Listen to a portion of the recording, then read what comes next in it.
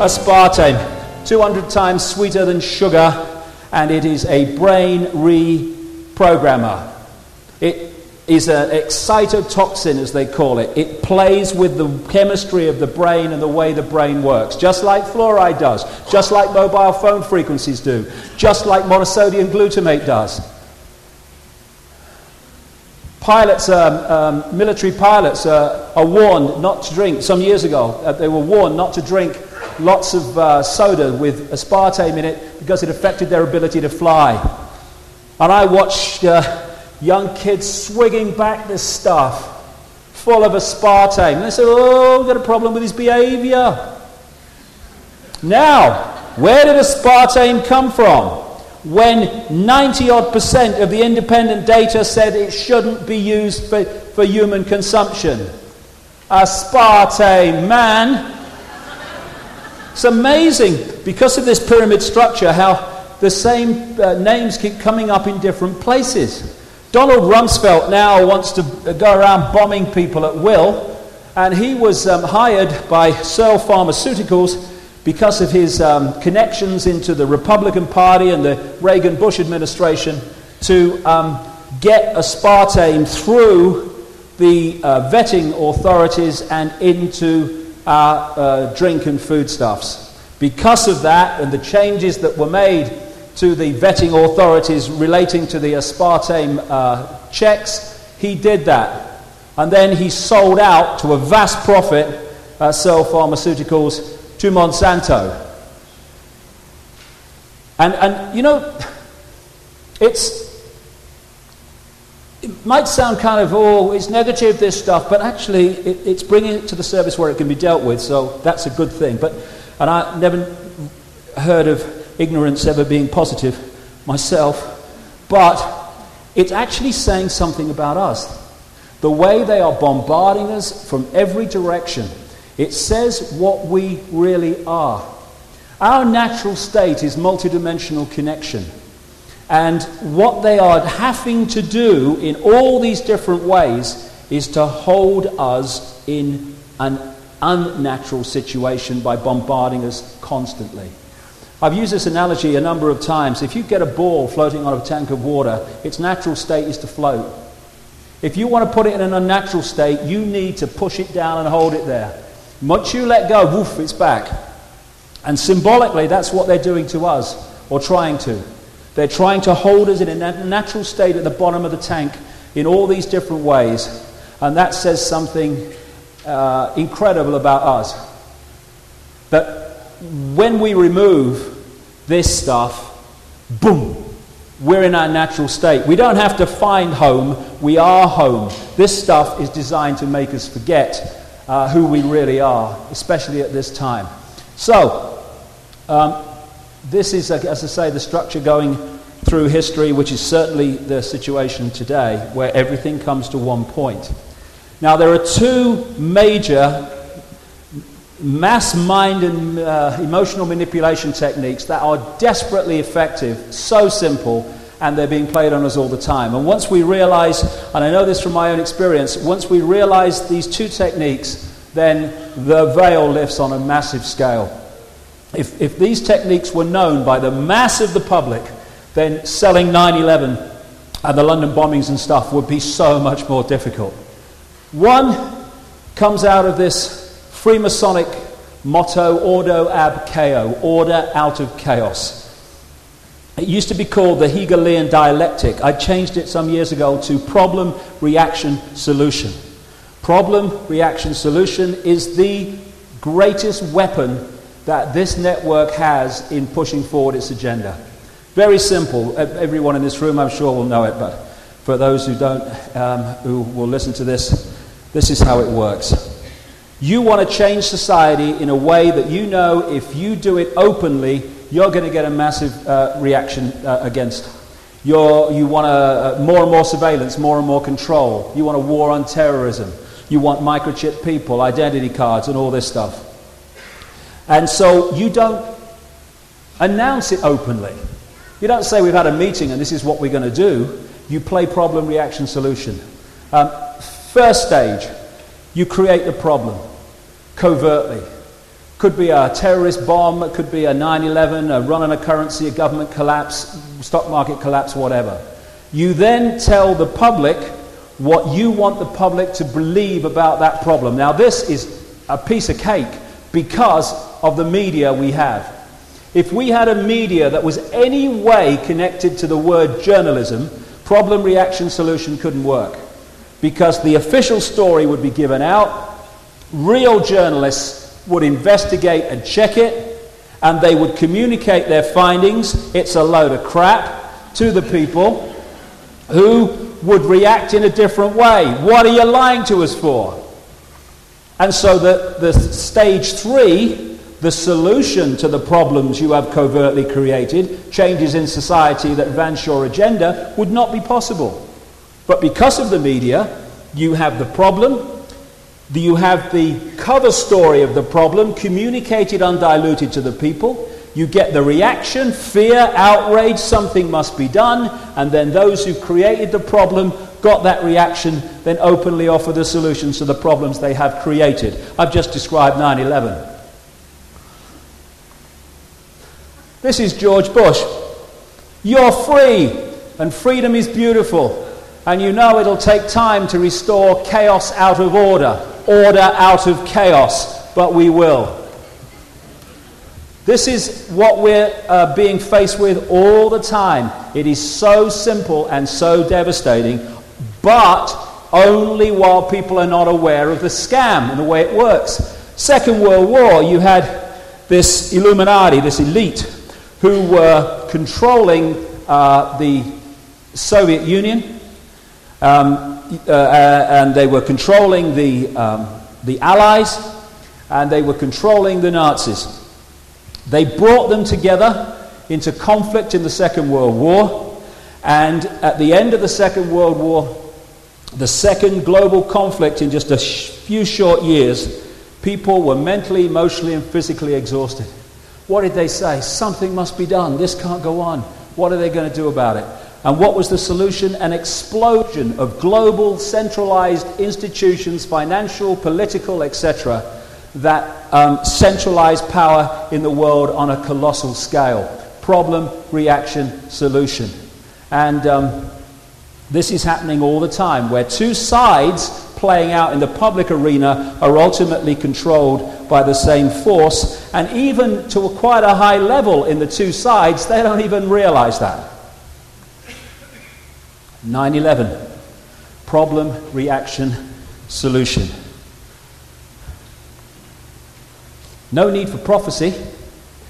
What they've done is told us what they were going to do before they did it. Be fair. They used two techniques, problem, reaction, solution, and they used the other one, which I call the totalitarian tiptoe.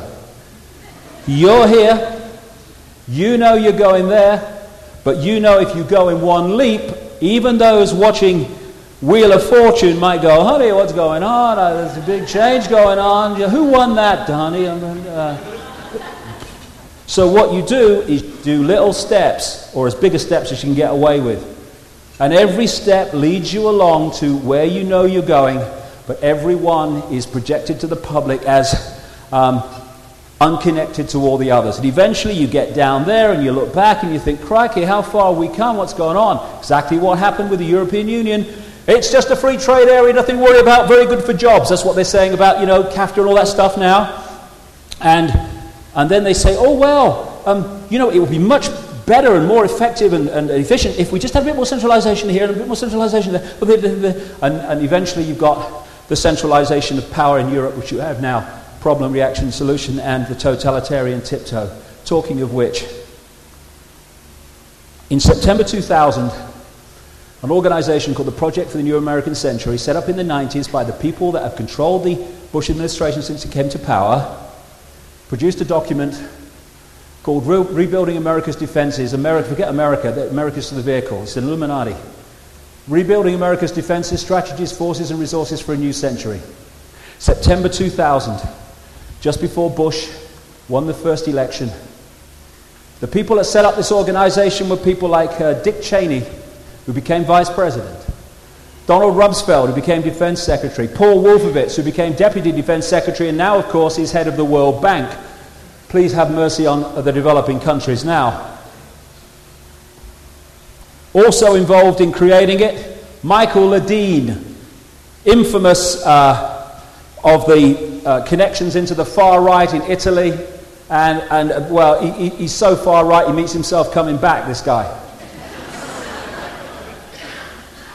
Richard Pearl, one of the key neocons, as they call them, neoconservatives, just a name for an Illuminati grouping.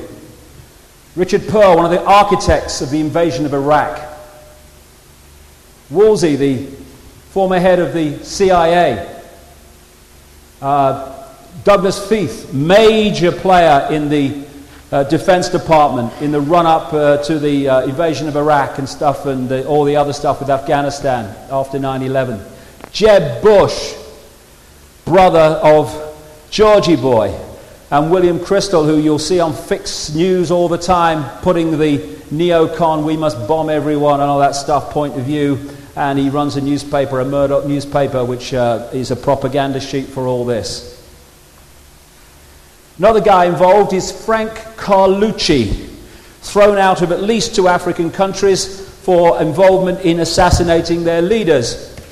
Another big player at one time in the CIA and also the Defense Department, very close to the Bush family, etc. Head of the Carlyle Group, which I'll come to at the time of 9/11. Another one of these neocons involved in this network and stuff, John Negroponte.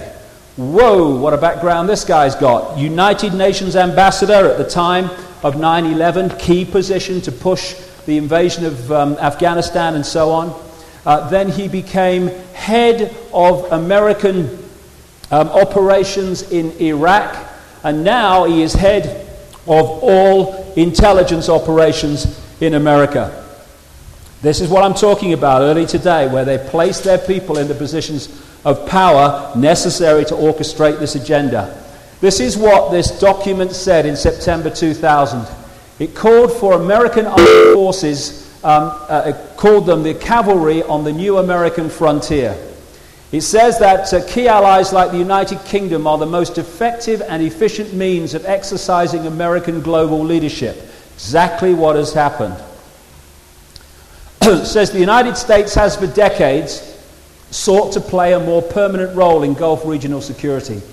While the unresolved conflict with Iraq provides the immediate justification to go into the Middle East, the need for a substantial American force presence in the Gulf transcends the issue of the regime of Saddam Hussein. This is all before Bush came to power. It calls for a blueprint for maintaining global US Illuminati preeminence and shaping the international security order in line with the Illuminati's principles and interests. This Illuminati grand strategy must be advanced as far into the future as possible, and the US must fight, on behalf of the Illuminati, and decisively win multiple simultaneous major theater wars as a core mission. They've just announced, you saw it in the last couple of weeks from the Pentagon, that they want to change the nature of the way the US military operates so it can fight simultaneous wars. That phrase was actually used. This document says that peacekeeping missions demand American political leadership rather than that of the United Nations. It highlights, September 2000, North Korea, Syria, Iran, and Libya as dangerous regimes, and says their existence justifies the creation of a worldwide command and control system, World Army. And what happens is either they come into line, like Gaddafi in Libya, or the bullets start to be fired. Now, you'll remember the Axis of Evil speech by Georgie Boy, one of the State of the Union addresses. His speechwriter at the time was a guy called David Frum, one of these neocons connected into the Project for the New American Century and the American Enterprise Institute. They're all different names for the same force. He wrote the Axis of Evil speech. And what was the Axis of Evil? North Korea, Iran, Iraq. Straight from the pages of that document in September 2000. When they came to power in January 2001, they came to power, the Bush administration, controlled by the people behind this organization and this report.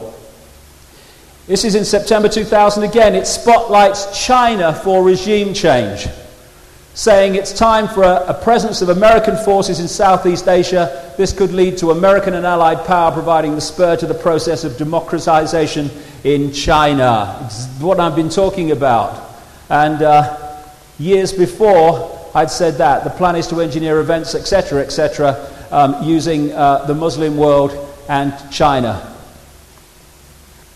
This document calls for the creation of US space forces to dominate space and total control of cyberspace to prevent their enemies, i.e. those exposing them, using the internet. The internet was a twin-edged sword for these guys. First of all, it made it real easy to track people through email and their movements around the internet and get a profile of them, but it also allowed information to circulate that they didn't want. Now they are trying to pull back on the bit they don't like, and they're going to do more and more of that, using the war on terror and stopping terrorism as an excuse. And wait for this.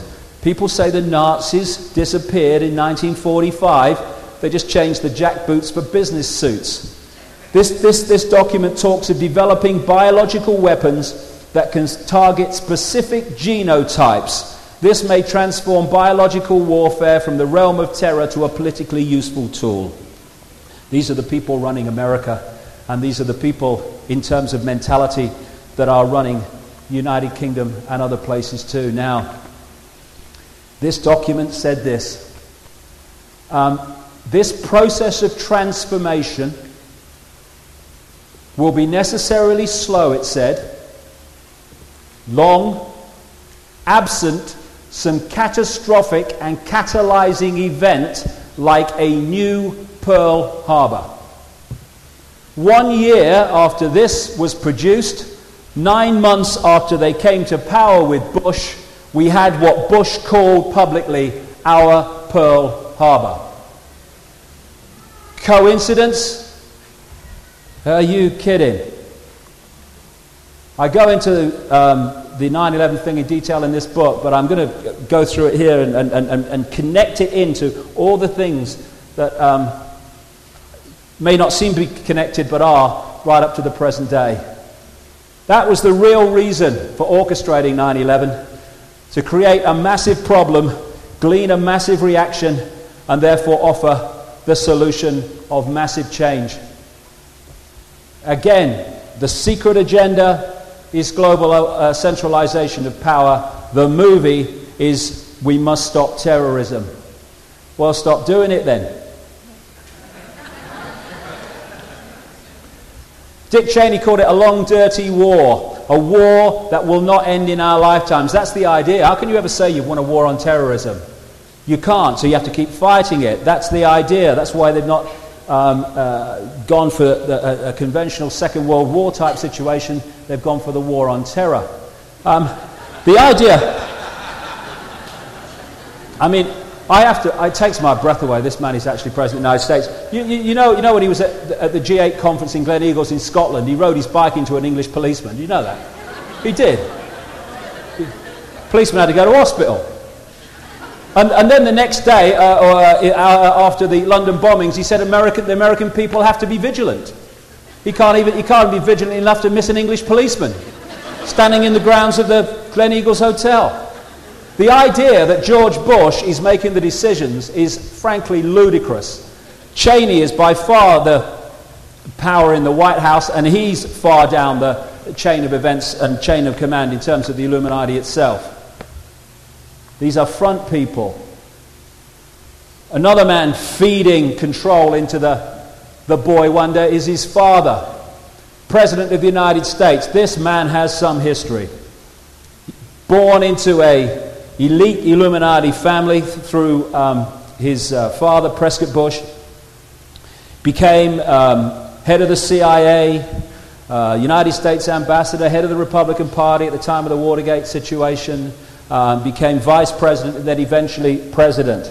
He actually had 3 terms as president. 2 were officially given to Reagan, who was the front man while Bush was controlling the situation. We then went to Clinton, who is very subordinate to him in the hierarchy, and then we go to his son. This man has had a massive influence on what has unfolded in this country for such a long time.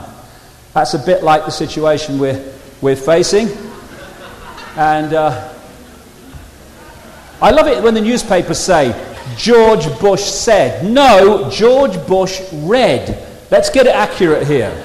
That's all that goes on. And George Bush read actually rather badly. Then there's Tony Blair. See, the reason that you can't get a cigarette paper between Bush and Blair is they're both controlled by the same force and singing from the same song sheet. That's why you couldn't get a cigarette paper between Blair and Clinton either. It's no kind of great mystery. They're told what to do by the same people, so they do the same things. You know, it's just straightforward. And this is a very, very relevant expression of what we're looking at. Alice in Wonderland. Nothing would be what it is because everything would be what it isn't. And contrary-wise, what it is, it wouldn't be, and what it wouldn't be, it would, you see. Smoke and mirrors. Basically, they went that way. If that's where it's all going on, they want you looking here. Smoke and mirrors all the time. But in their desperation, I have to say, the smoke and mirrors are getting less and less dense to be seen. The Illuminati, not least because of their genetic nature, which is very ritualistic in the way it expresses itself, they are incredibly predictable. And I guess on another level, if it works, why change it? 60 years before 9/11, we had Pearl Harbor, a problem-reaction solution to get the United States into the Second World War. Franklin Roosevelt, when he was running for his second term, went through the mantra over and over again. You can see it in the transcripts. I tell you, mothers of America, your sons are not going to fight in that war in Europe. Why? Because they need the cross or whatever to get him in. He's not going to say, when I get in, we're going to fight that war in Europe. Oh, we're not having that. No, your sons are not going. We'll have that, Franklin. He knows they're going in the war. It's on the song sheet. So when he gets into power saying they're not, just so he can get into power, he then has to, with his orchestrators, create a problem situation where he can take America into the war but be in the clear. As many books in great detail have documented, they manipulated and antagonized Japan in many different ways to get them to attack. And they had many different confirmations that the attack was coming from Pearl Harbor, Hawaii, and they did nothing because they wanted the problem. And when it happened, what happened? They said, we must go into the war. We don't want to, but we can't have this. And we're not going into the war against Japan, we're going into the war against Germany and all the others. Between the wars, a document came to light, which was actually held up by a congressman, and nothing was done, of course. It was a document that came out of Britain, of course, and it was called Propaganda in the Next War. A guy called Senator Nye was the guy who held the thing up and said, what the hell's this? This is what it said. This was before the Second World War. To persuade her, the United States, to take our part will be much more difficult. So difficult as to be unlikely to succeed. It needs a definite threat to America, a threat, moreover, which will have to be brought home to every citizen before the Republic again take arms in an external quarrel. The position will naturally be considerably eased if Japan were involved, and this might and probably would bring America in without much further ado.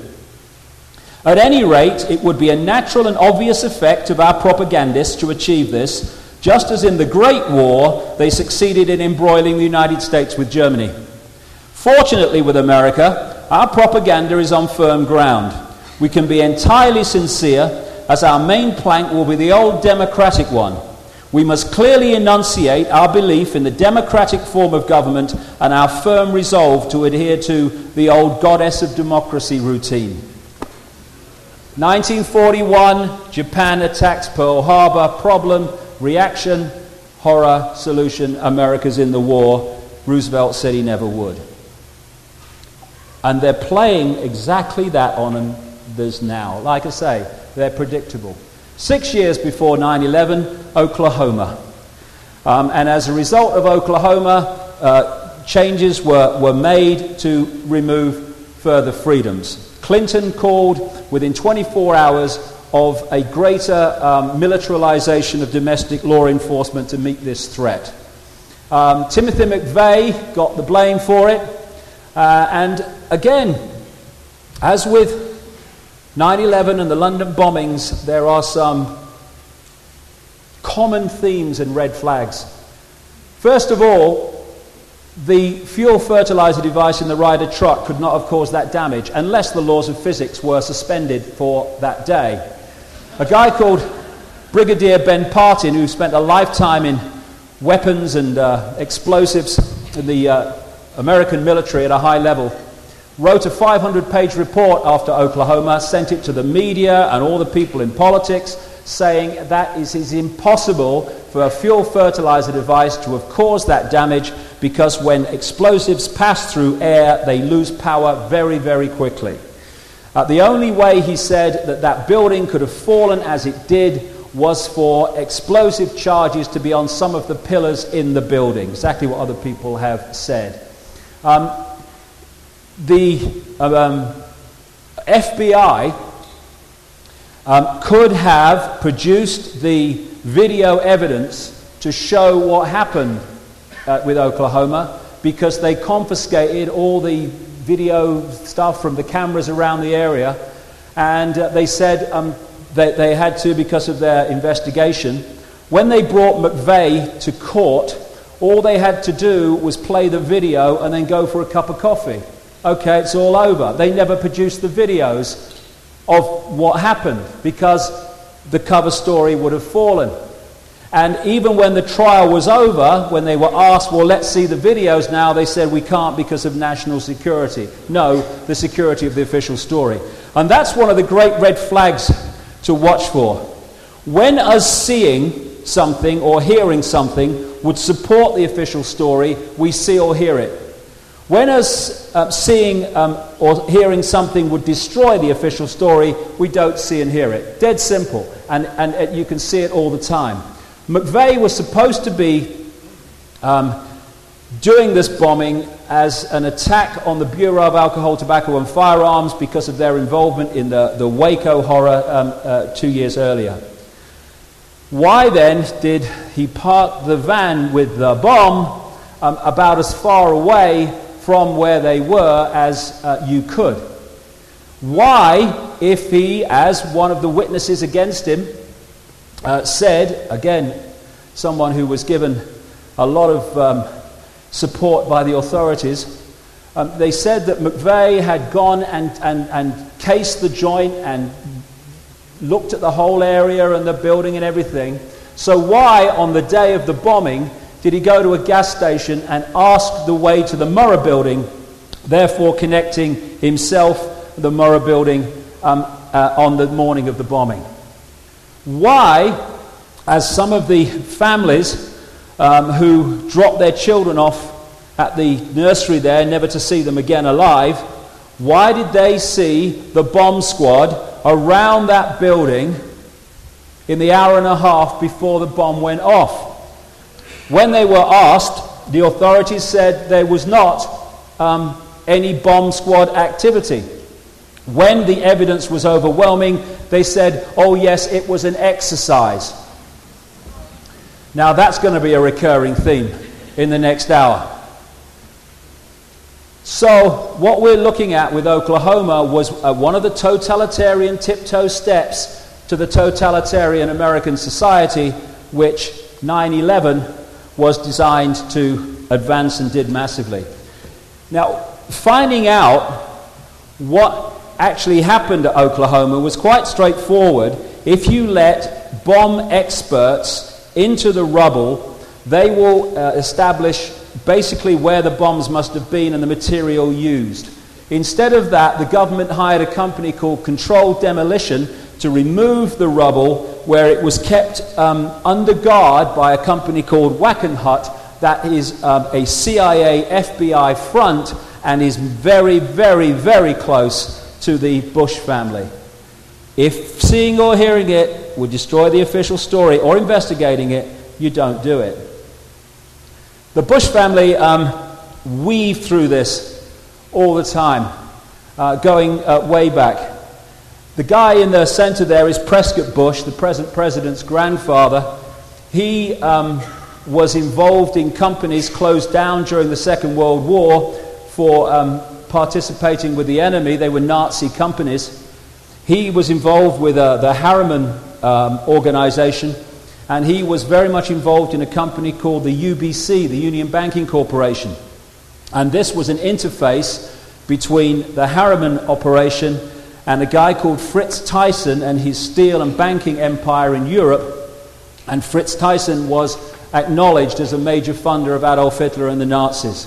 And what the Union Banking Corporation were doing was funneling money out of America from these major Illuminati families through the UBC into Fritz Thyssen's operation and into the Nazis. And this is one of the reasons why the Germany economy went from fantastic thousands of % inflation to a major war machine in a dramatically short time. They were funded externally. We went from Prescott Bush through Father Bush down to the present Bush, a dynasty, a royal dynasty.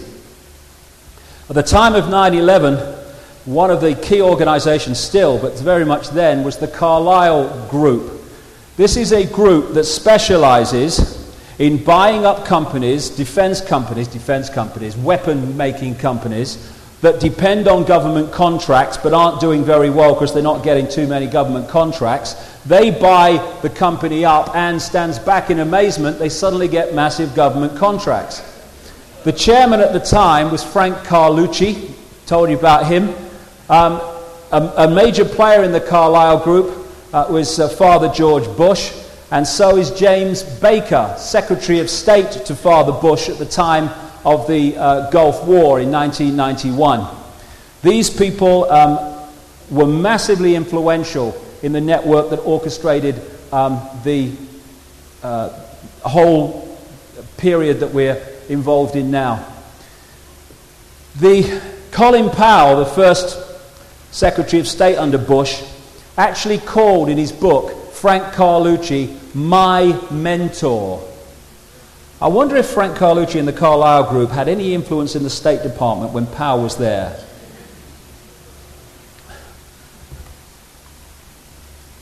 Frank Carlucci was a roommate at Yale of Donald Rumsfeld, Defense Secretary. I wonder if the Carlyle Group had any influence in the Defense Department. And a classmate of Rumsfeld was James Baker.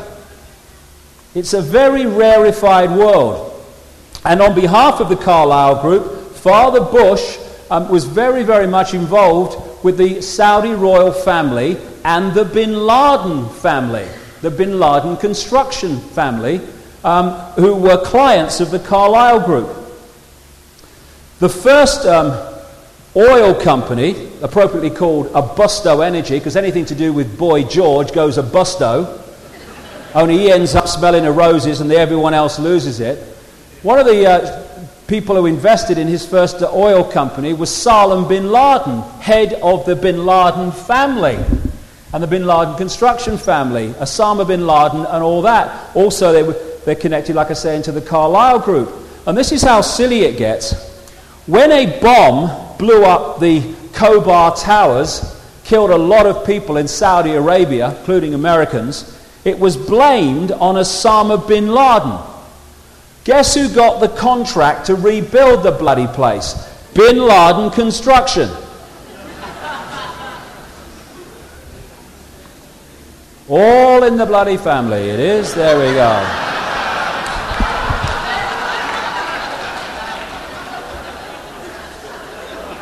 Movie agenda. After 9/11, we must get Bin Laden. Oh, really?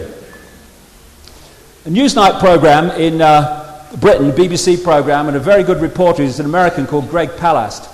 He investigated the background to this, and he came up with this FBI document, case ID and all that, and it was code, FBI code, for a case involving national security. And the Washington field office of the FBI, special agents, produced this document. It was an investigation into Abdullah bin Laden, brother of Osama bin Laden, and treasurer of an organization called WAMI, that is a suspected terrorist organization, according to the bloody many organizations, including the State Department. But what Palast was told, and what he said in the report, was, I received a phone call from a high-placed member of U.S. intelligence, a U.S. intelligence agency.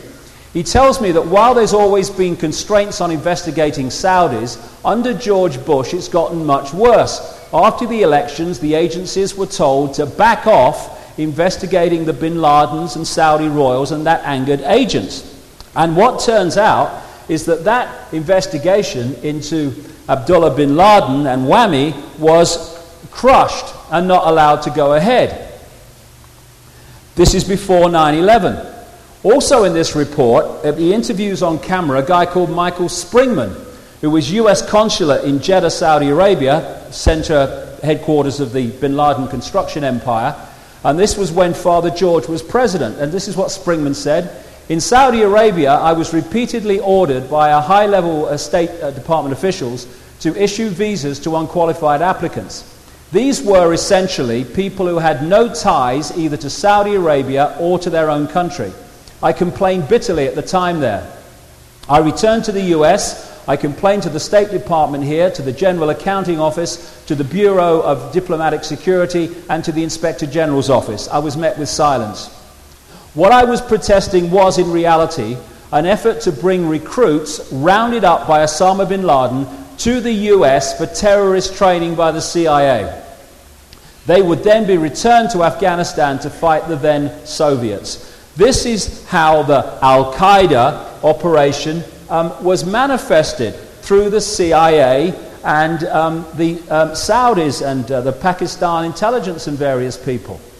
The Foreign Secretary, or former Foreign Secretary in Britain, a guy called Robin Cook, who resigned over the invasion of Iraq, actually wrote an article recently in a newspaper after the London bombings and said that the name Al-Qaeda actually means database, and it comes from the fact that the CIA had a database of so-called mujahideen, people who were fighting with Osama bin Laden in Afghanistan, and that's where Al-Qaeda actually came from, a bloody database at the CIA. The immediate aftermath of 9/11 had people who were Muslims or even looked like them being rounded up all over America, and even their lawyers not knowing where they were taken, people kept in captivity for long periods without charge or trial. At the same time this was going on, a private chartered plane was allowed to leave Boston Logan Airport, ironically, with the members of the bin Laden family on, getting them out of the country. Also connecting into the Carlyle Group was the Bank of Crooks and Criminals International, the BCCI, which was a operation which was funding these terrorist groups on behalf of the Illuminati and also washing drug money and stuff. And the reason the true nature of the BCCI didn't come out was it was blocked by basically two people. The President of the United States, Father George Bush, and John Major, the Prime Minister of Britain. Both are now major players in the Carlyle Group. Just a coincidence, nothing to worry about. A guy called Khalid bin Mahfouz, who was named by the State Department at the time of Clinton as a funder of terrorist groups, including Osama bin Laden, was another investor in a Boy George energy company, Harken Energy. He was also involved with the Carlyle Group. So wherever you look, the people who are supposed to be doing the damage are connected to those who are supposed to be stopping them doing the damage. Khalid bin Mahfouz and a guy called Mohammed Alamoudi were said by the State Department to be funneling money to the Capital Trust Bank, through there to Islamic charities and Osama bin Laden, and they were doing business deals with the Bush family. Another guy involved in the war on terrorism was this guy, John Negroponte, and still is, of course. He's now head of US intelligence. He was UN ambassador at the time of 9/11, like I said earlier, a key position for pushing this invasion of Afghanistan and other things. This is what John Pilger, a journalist worth the name, wrote about him some years ago. How appropriate that John Negroponte is Bush's ambassador to the United Nations. This week he delivered America's threat to the world that it may require to attack more and more countries. As US ambassador to Honduras in the early 1980s, Negroponte oversaw American funding of the regime's death squads, known as Battalion 316, that wiped out the democratic opposition, while the CIA ran its Contra war of terror against neighboring Nicaragua. Murdering teachers and slitting the throats of midwives were a speciality. This is the man who is now running American intelligence and trying to stop terrorism. And, of course, he was head of operations in Iraq as well. So in the run-up to 9/11, all the people who were blamed for it and the forces blamed for it were interconnecting with the Bush family on a business and other levels, because agenda and movie. 9/11, problem, reaction, solution. This guy, a major placeman for the Illuminati, Tony Blair, that's why he keeps winning elections, he said this after 9/11. This is a moment to seize. The kaleidoscope has been shaken, the pieces are in flux, soon they will settle again. Before they do, let us reorder this world around us.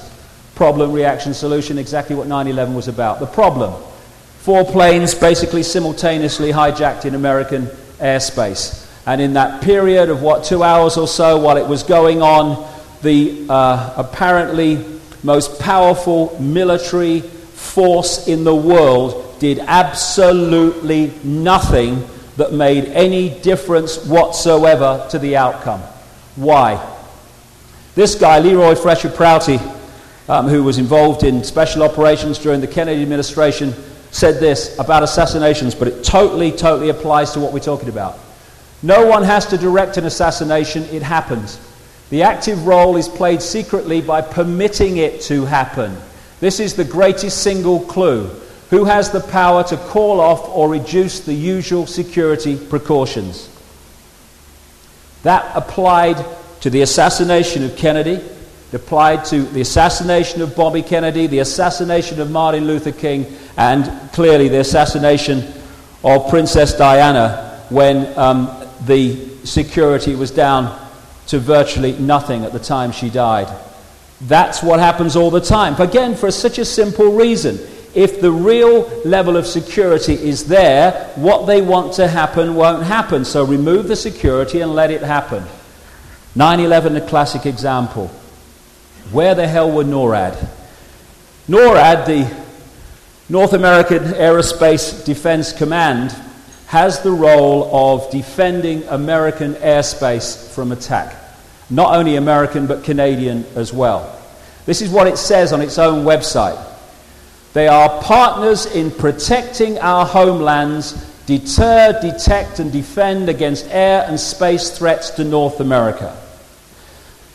Now I just wonder, I feel it in my water myself, I just wonder if 4 airliners basically simultaneously attacked over American airspace might just constitute an attack on North American airspace. I just wonder.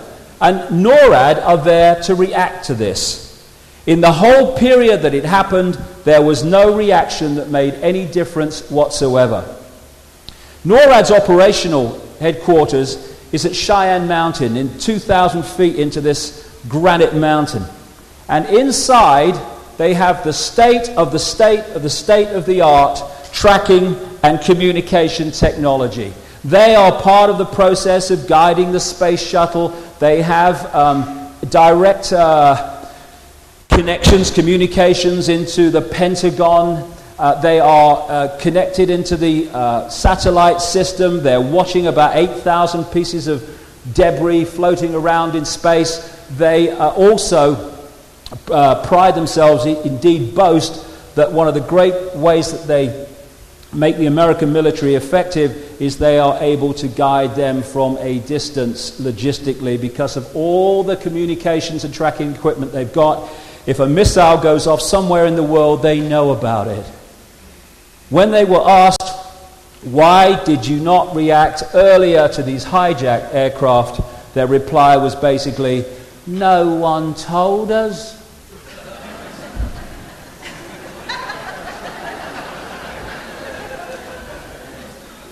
I smell something fishy there myself. This is some of the inside of Cheyenne Mountain that they allow us to see.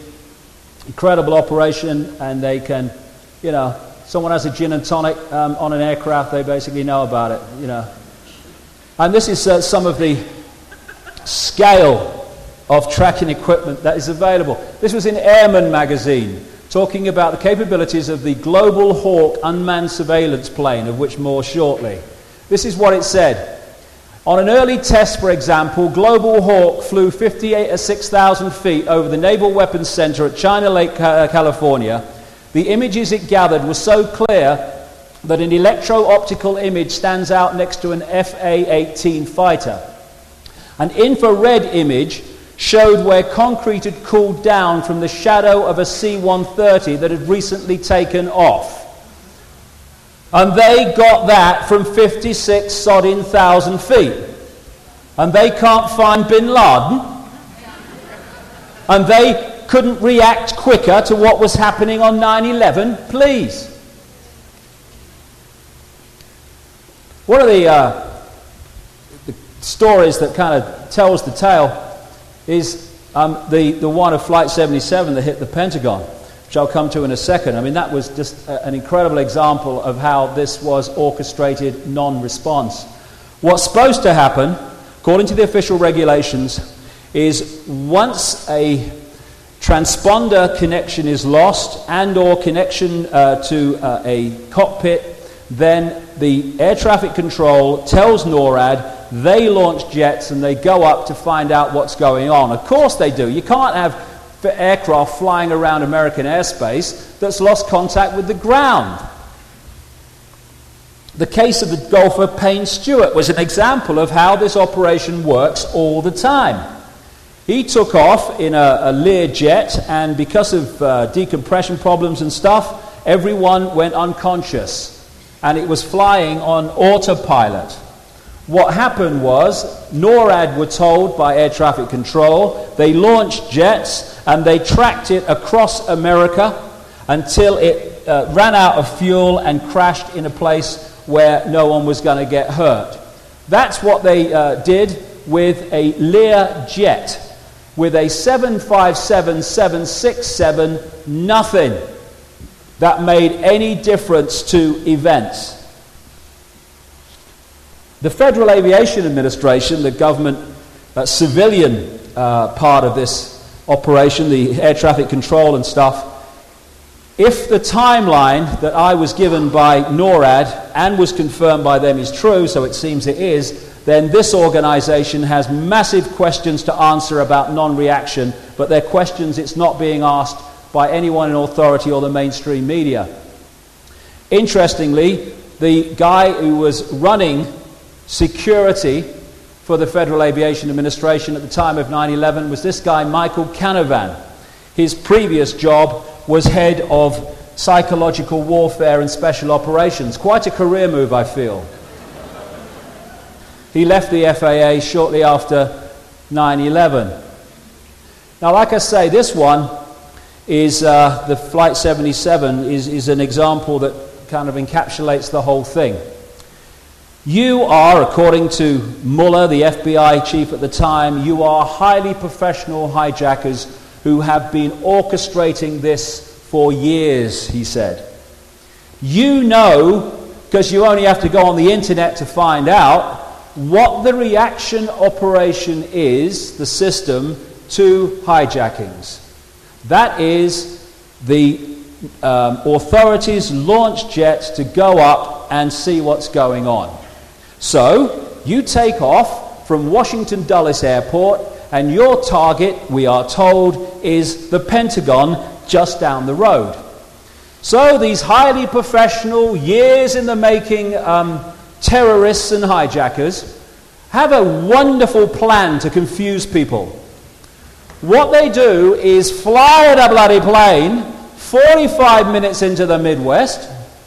They then hijack it and fly it 45 minutes back to hit a building down the road from where they took off. Yes, that makes sense. It is insane. It is ludicrous. It is the official story. Those two statements are interchangeable, by the way.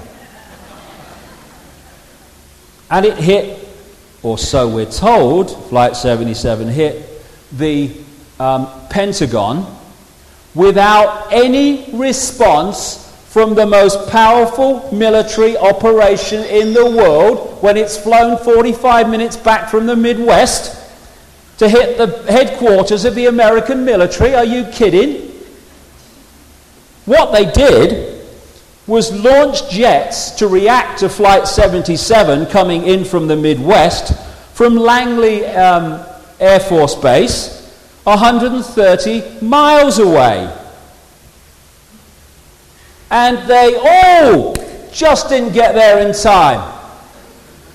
Little question. Why didn't they launch them from the Andrews Air Force Base 10 miles down the road, where they protect the Washington airspace from? I rang NORAD, and I said to them, who defends this airspace across Washington that no one is allowed into? You know, around the center of Washington and stuff. And who defends this airspace? They said, it's the civilian operation. Oh, you mean the FAA? Yeah. So I go to the FAA and I said, how do you police this no-fly zone over Washington? They said, oh, we just do it as appropriate. Well, what the hell does that mean?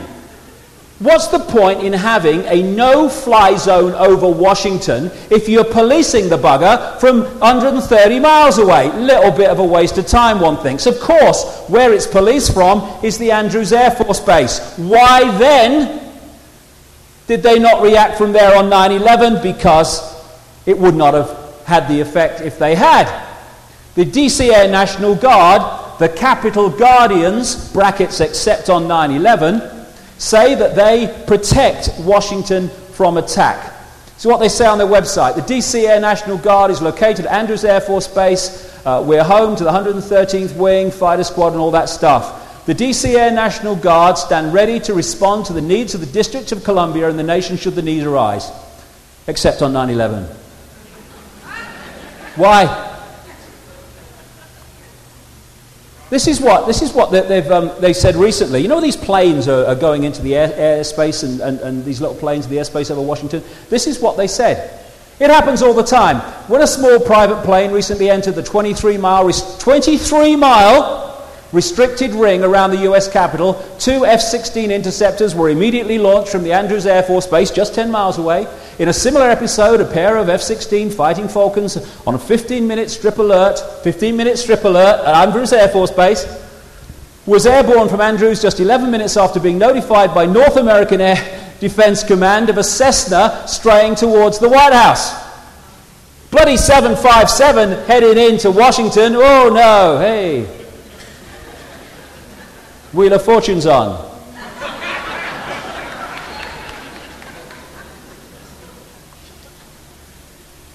The 9/11 Commission, which was designed to find nothing that challenged the official story, said NORAD mistakenly sent jets assigned to guard the nation's capital to positions over the Atlantic Ocean. Well, that's a hell of a mistake, isn't it? An order by Dick Cheney to shoot down hijacked planes did not reach pilots until 30 minutes after Flight 93 crashed. I mean, you know, did the mobile phone system go down? I mean, what's going on here? No one was talking to anybody. The Commission said that FAA controllers lost track of Flight 77 for 36 minutes because of a glitch in the radar system. Isn't it amazing how everything went wrong at the same time?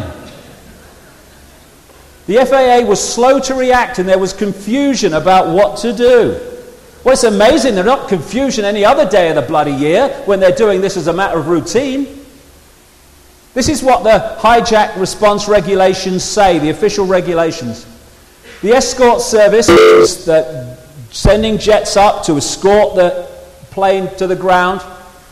The escort service will be requested by the FAA hijack coordinator by direct contact with the Pentagon Command Center. If you are in doubt that a situation constitutes an emergency or potential emergency, handle it as though it were an emergency. By the time this Flight 77 Pentagon plane was identified, 2 planes had hit the World Trade Center. Do you think that might just constitute an emergency? I mean, it's so bloody obvious what the game was, and it was so bloody obvious, therefore, the 9/11 Commission was about putting the lid on it. Now, I mean, it gets funnier. Not funnier in a funny way, but funnier in a, oh my God way. People think that the official story from the start was that they launched jets from Cape Cod to try to head off the planes going into the World Trade Center, and then from Langley to Flight 77. They think that was the official story from the start. Oh, no, no! On September the 13th,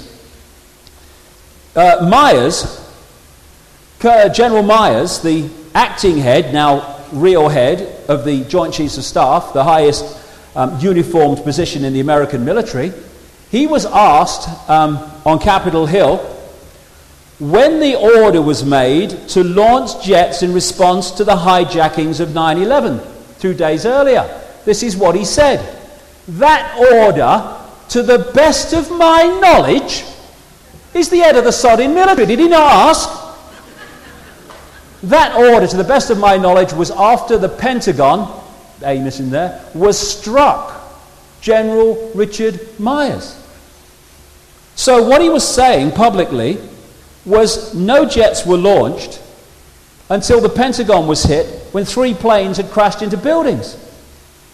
September the 14th, the day after that, CBS said that they'd learned, no, jets were launched from Cape Cod to meet the planes, or try to, that hit the World Trade Center. September the 15th, the Boston Globe went to NORAD and said, look, this is what CBS is saying, you launched from Cape Cod. No, said NORAD. We didn't scramble any jets until the Pentagon was hit. Then, miraculously, on September the 19th, over a week after the attacks, they issued a press release, NORAD, saying, actually, yes, we did launch from Cape Cod. And that is now the official story ever since. They made it up as they went along. And the reason they had to do that was not launching jets until after the Pentagon was hit was so ludicrous even for watchers of American and British television. Now here's another coincidence. We had the exercise going on around the time that the Oklahoma bombing happened. What has come out since 9/11 is that on all days of all days, a series of exercises were going on September the 11th, and some involved reacting to hijacked aircraft, airliners over American airspace, including one hitting a building. Just a coincidence, nothing to worry about. What they do is they put exercises on as a cover for what they're really doing. So if anyone gets caught, they were part of the exercise. And also people can be pulled into it thinking they are part of an exercise when really they're part of the real thing. It's very clear that when Kennedy was shot in Dealey Plaza, there were 2 CIA teams operating.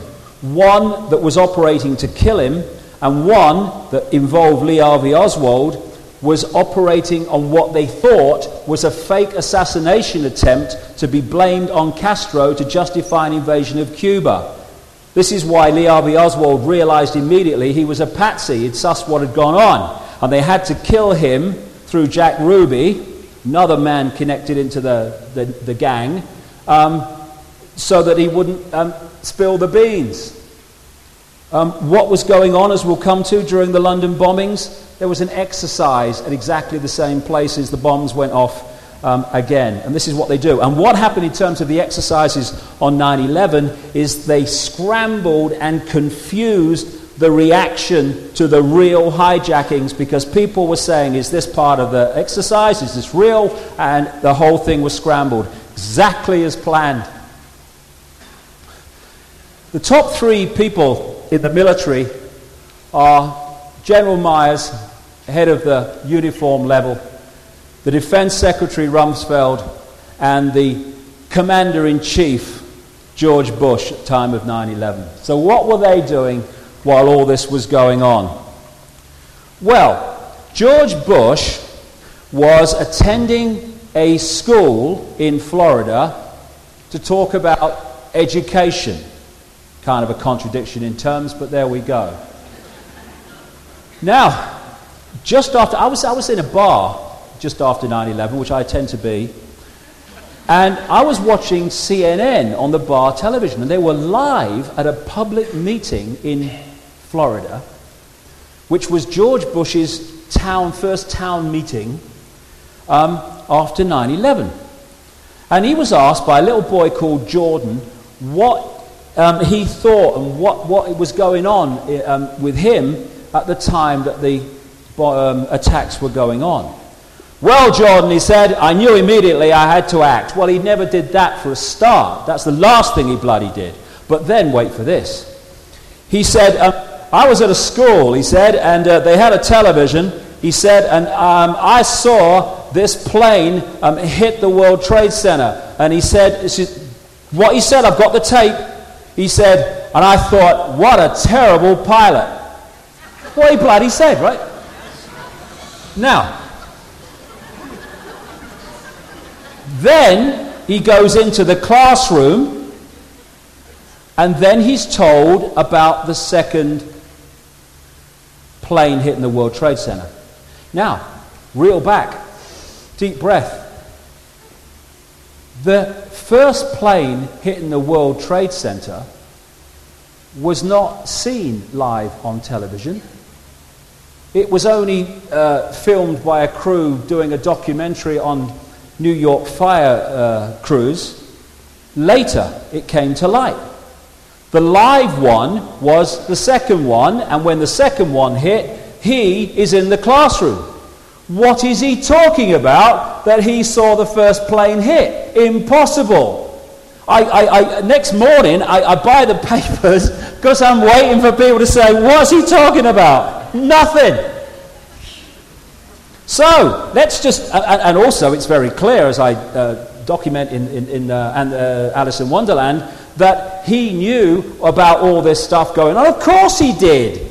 He was told that these hijackings were underway.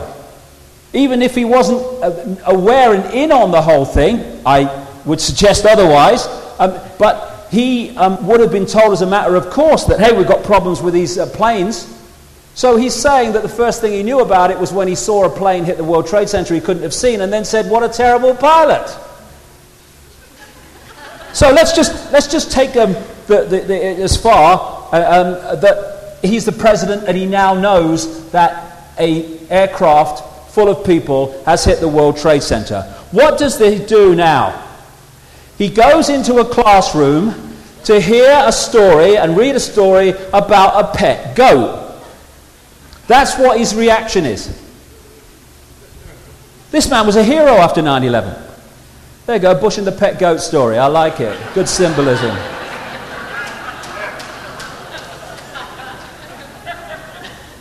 So then, this famous picture, Andrew Card, White House Chief of Staff, comes in, and according to Bush, what Card's supposed to have said was impossible because Card was not talking to him for long enough to say it. So it's all a bloody lie. But anyway, what Card was supposed to have said was, Mr. President, America's under attack, another plane has hit the World Trade Center. What does Bush do now? The President of the United States Commander-in-Chief now knows that 2 airliners have hit the World Trade Center. What does he do? He sits there for another 20-odd minutes hearing a story about a pet goat.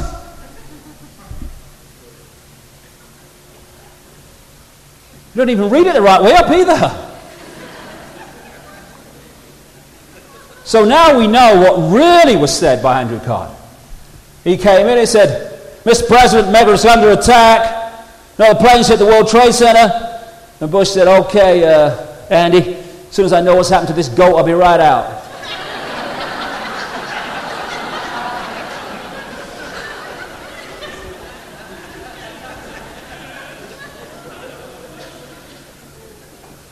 (9/11) Commission. Response to the hijackings was slowed by difficulty getting secure communications among the President in Florida and officials in Washington. Rubbish! There were no communications because they weren't meant to be. Then he does his speech saying next to nothing, and then he heads for the plane. Don't rush, George, no problem. There we go. Hey, what's on telly tonight, honey? Now, this is the other one.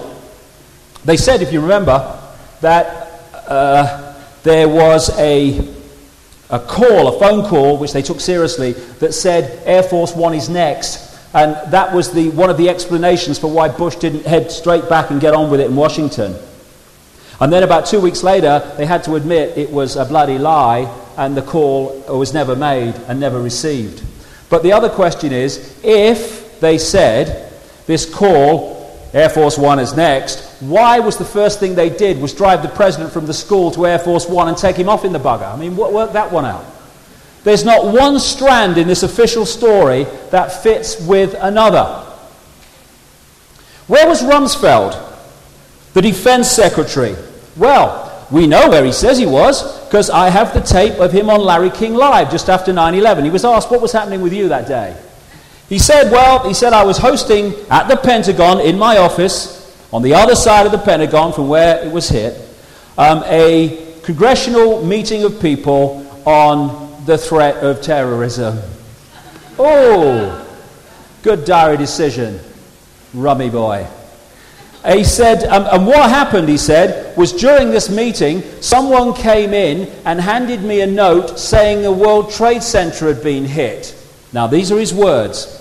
He said, I went to get a CIA briefing, and about 15 minutes later, I felt this jarring thing, which was the Pentagon being hit. Okay, we have a timeline. Thank you very much. The Pentagon was hit about 20 to 10.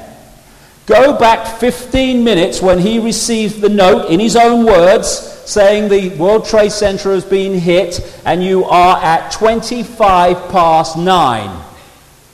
He is saying, in his office, down the corridor from the command center that is designated to respond to hijackings, that he was only told at 9:25 about the first plane hitting at 9:15, and they didn't mention in the note the little fact that another bugger had hit about 9:03. This is his explanation. It's bloody nonsense. This is the official way that they're supposed to react to these things. These are from the official regulations. The command center in the Pentagon will, with the exception of immediate responses, forward requests for the Department of Defense assistance to the Secretary of State for approval. And the regulations also go on to say that the Secretary of State has to be told immediately. Rumsfeld, who is orchestrating the war on terrorism, has lied through his teeth about 9/11 and where he was and what was the involvement of him was in it. Why?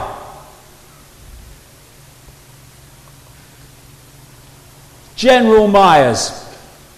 This is his story. Got the transcript. On US military radio television he was interviewed. He said that on the morning of 9/11, this man who was acting head of the Joint Chiefs of Staff was on Capitol Hill to have a meeting with a guy called Senator Max Cleland. He says in this interview that before he went into the meeting, he saw on television that the World Trade Center had been hit by the first plane. What does this man do? Does he call the Pentagon? Does he see what's going on? No. He goes, he says, into his meeting with Max Cleland. He comes out of his meeting, he said, and almost immediately, he said, someone said, the Pentagon's been hit. Right? And he's told about the second plane. We have a timeline here. So the head of the US military at uniform level, headquartered in the Pentagon, has seen a plane that's hit the World Trade Center. He's gone into a meeting on Capitol Hill with a senator. He's come out, he must have been around 20 to 10 when the Pentagon was hit, and he's telling us that even though the Pentagon and the command center knew exactly where he was, no one told him, A, the second plane had hit at 3 minutes past 9, or Flight 77 was heading towards the bloody Capitol.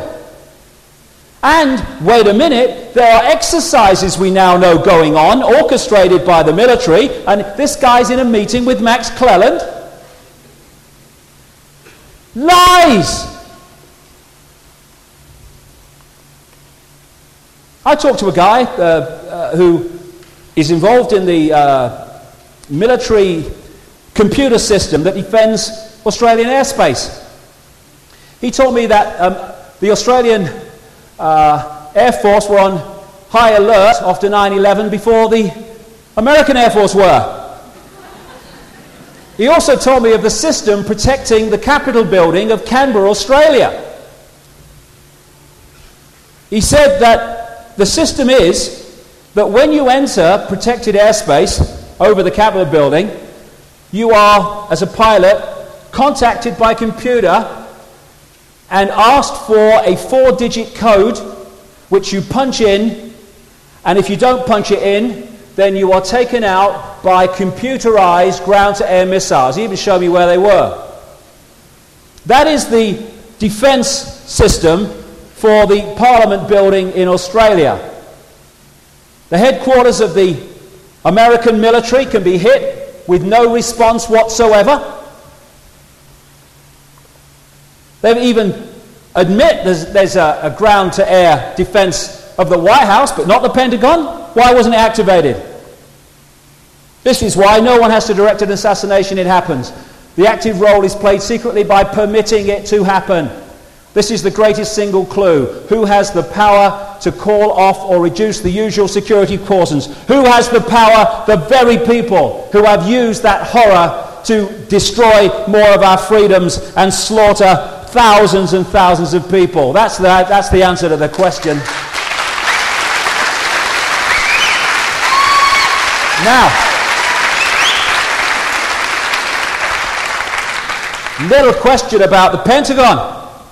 We recall, when we think of the Pentagon being hit, of that wall falling down. That's the image that we get. That happened 20 minutes after impact. Before it fell, there's hardly a hole in the Pentagon whatsoever. What? How can that be? Well, maybe we're not being told the truth. Oh no, stands back in amazement. Can't be possible. Now, this is a 757. This is after the wall hit, not collapsed, not before. Where's the bloody plane? Where is it? There you go. The disappearing plane. Abracadabra. Oh no, they're just conspiracy theorists. They're mad. Do you know what Hitler said and the Nazis? the bigger the lie, the more we'll believe it, because they would say, no, they wouldn't lie to us that much. Oh, yes, they would. This is the wall collapse, but even then, where's the sodding plane? Never mind, before it collapsed. There we go. Where is it? Now, what's supposed to have happened is the plane came in low, smashed on the ground, and went in. Right? There is again before the wall collapse. Where is it?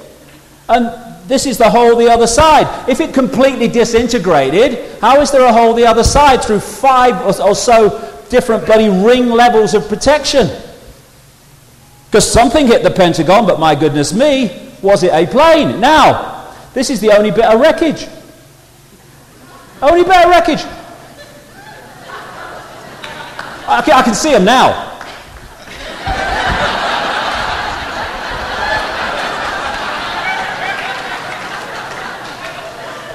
So, plane comes in, hits the ground, crashes into the building. Where? Where's the damage to the bloody lawn? Where? They get the gardeners in bloody quick, don't they? Now, I mean, things gone, unfortunately. It just might be working. Now, look here. Here is a kind of a stall thing right next to where the thing was hit. Look at it. It's a frigging computer here, look. It's a computer. It's just been hit by a 7.5-7.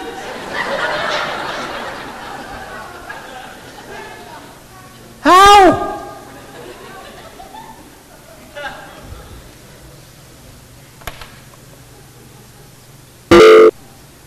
It was hit by a small plane, possibly. I would suggest it was hit by a cruise missile, which went through a hole, bang, and out the part of it out the other side. Certainly wasn't hit by a 7.57. So then comes the question: where the hell was the 7.57, and what happened to the passengers?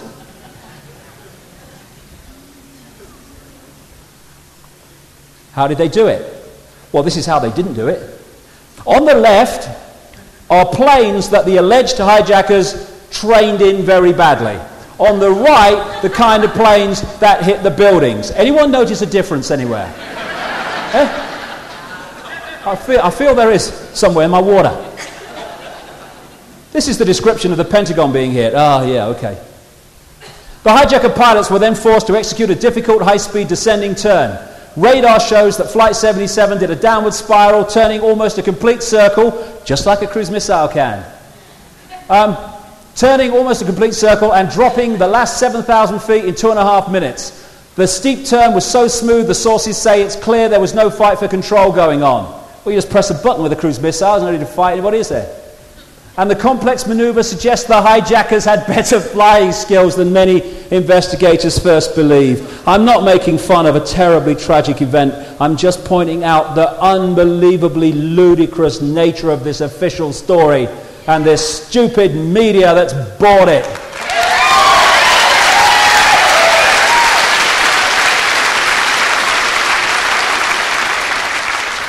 The jetliner disappeared from radar at 9:37. Less than a minute later, it clipped the top of the street lights, ploughed into the Pentagon at 460 miles an hour, while leaving no frickin' wreckage.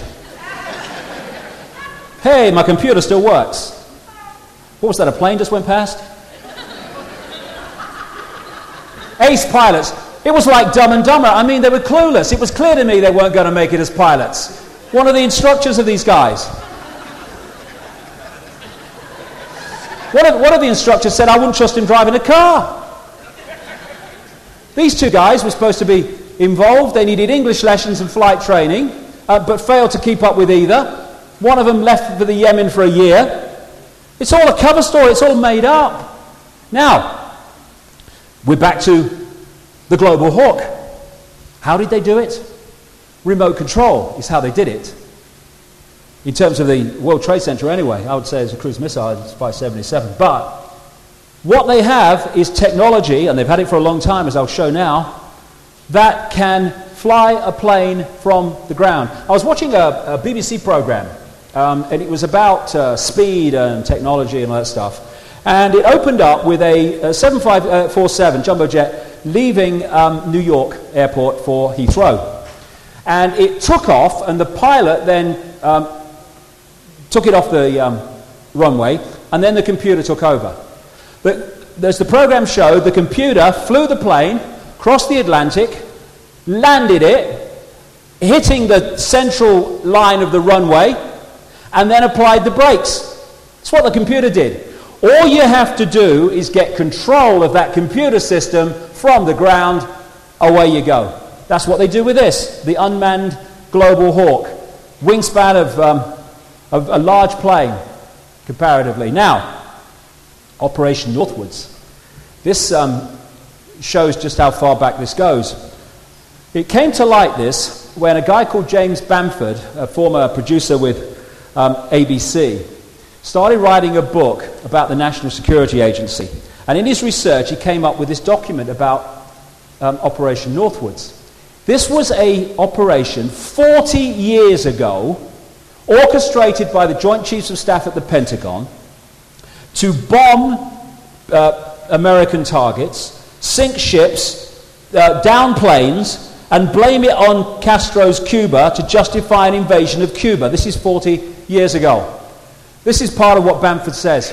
The plan called for innocent people to be shot on American streets, for boats carrying refugees fleeing Cuba to be sunk on the high seas, for a wave of violent terrorism to be launched in Washington, D.C., Miami and elsewhere. People would be framed for bombings they did not commit. Planes would be hijacked using phony evidence. All of it would be blamed on Castro. Official document 40 years ago. My goodness, talk about history repeating.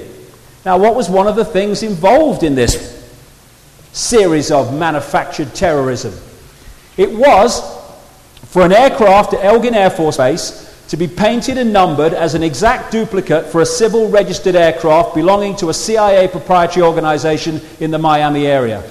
At a designate time, the duplicate would be substituted for the actual civil aircraft. God, losing my voice.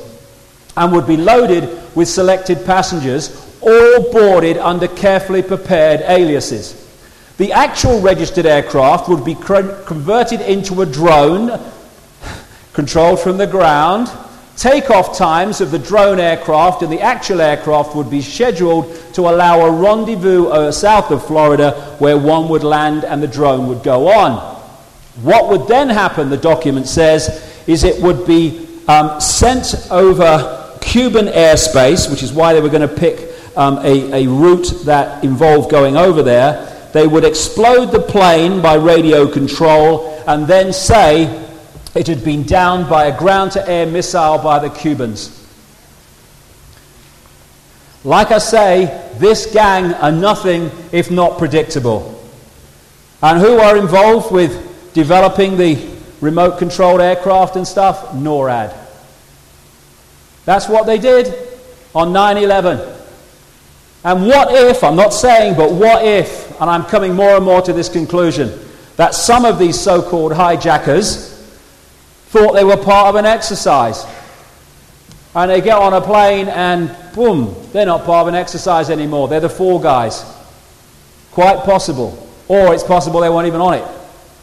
Now, black boxes, 2 in every plane. Data recorder, cockpit conversation recorder. Where the hell are they? When you read of the capacity these black boxes have for surviving incredible heat, impact, everything, there's no way they didn't survive. Why haven't we heard what they contain? Because if we see and hear it, we'll destroy the official story. We don't see and hear it. The hijackers. 19 hijackers. FBI said they hadn't got a clue that was coming. They named the bloody hijackers in next to bloody no time. Funny how 7 are still alive. At least. What did they do? Parachute? I was on one of these mainstream kind of talk shows in somewhere in America, Seattle, I think, somewhere. And I said about, 7 of the hijackers are still alive. Mainstream media have tracked them down. And he said, "What are you saying? They survived the crash?" Oh.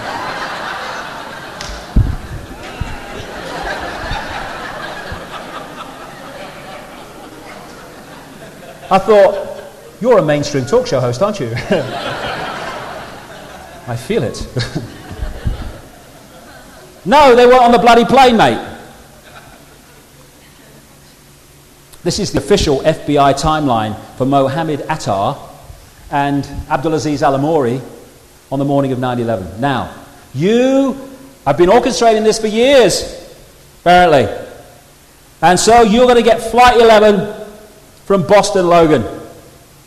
What do you do the night before to make sure you get on the plane you're going to hijack? You go to Portland, Maine.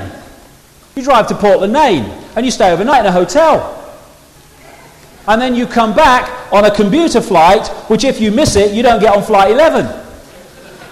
And even then, the timings of landing and takeoff, any little delay, you're not going to get on it. That's what you do. Now, this is the official timeline that morning. FBI say that Al-Amouri and Attar, the ringleader, checked out of their hotel on the morning of September the 11th at 5:33 to catch a plane, the only plane they can get to hit the hijacked plane, at 6 o'clock, 27 minutes before takeoff. In that time, they have to drive their hire car to the airport, park it, they have to get to departure, check-in, they have to go through security and get on the plane.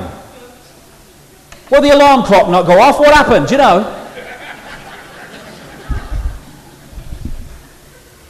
Abdul, get up, bloody hell! Knickers and shirts, cases, everything. Get out! It's insane! And of course they left Qurans everywhere, didn't they? They must have had boxes of them. I mean, what were they? The Islamic equivalent of the Gideons? Who were these people?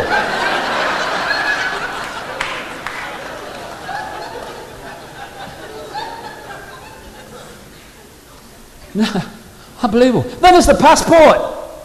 The hijacker's passport found near Ground Zero. I sat in my front room and I watched a BBC newsreader tell me that the FBI had announced that they found a hijacker's passport near Ground Zero, and she never laughed. Paper passport, massive fireball. I'm not a physics major, but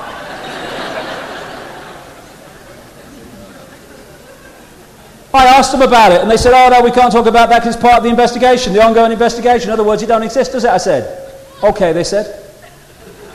A year after that, an ITV crew documentary on 9/11 asked the FBI about the hijacker's passport, and this is their quote. They said the hijacker's passport is a rumor that might be true.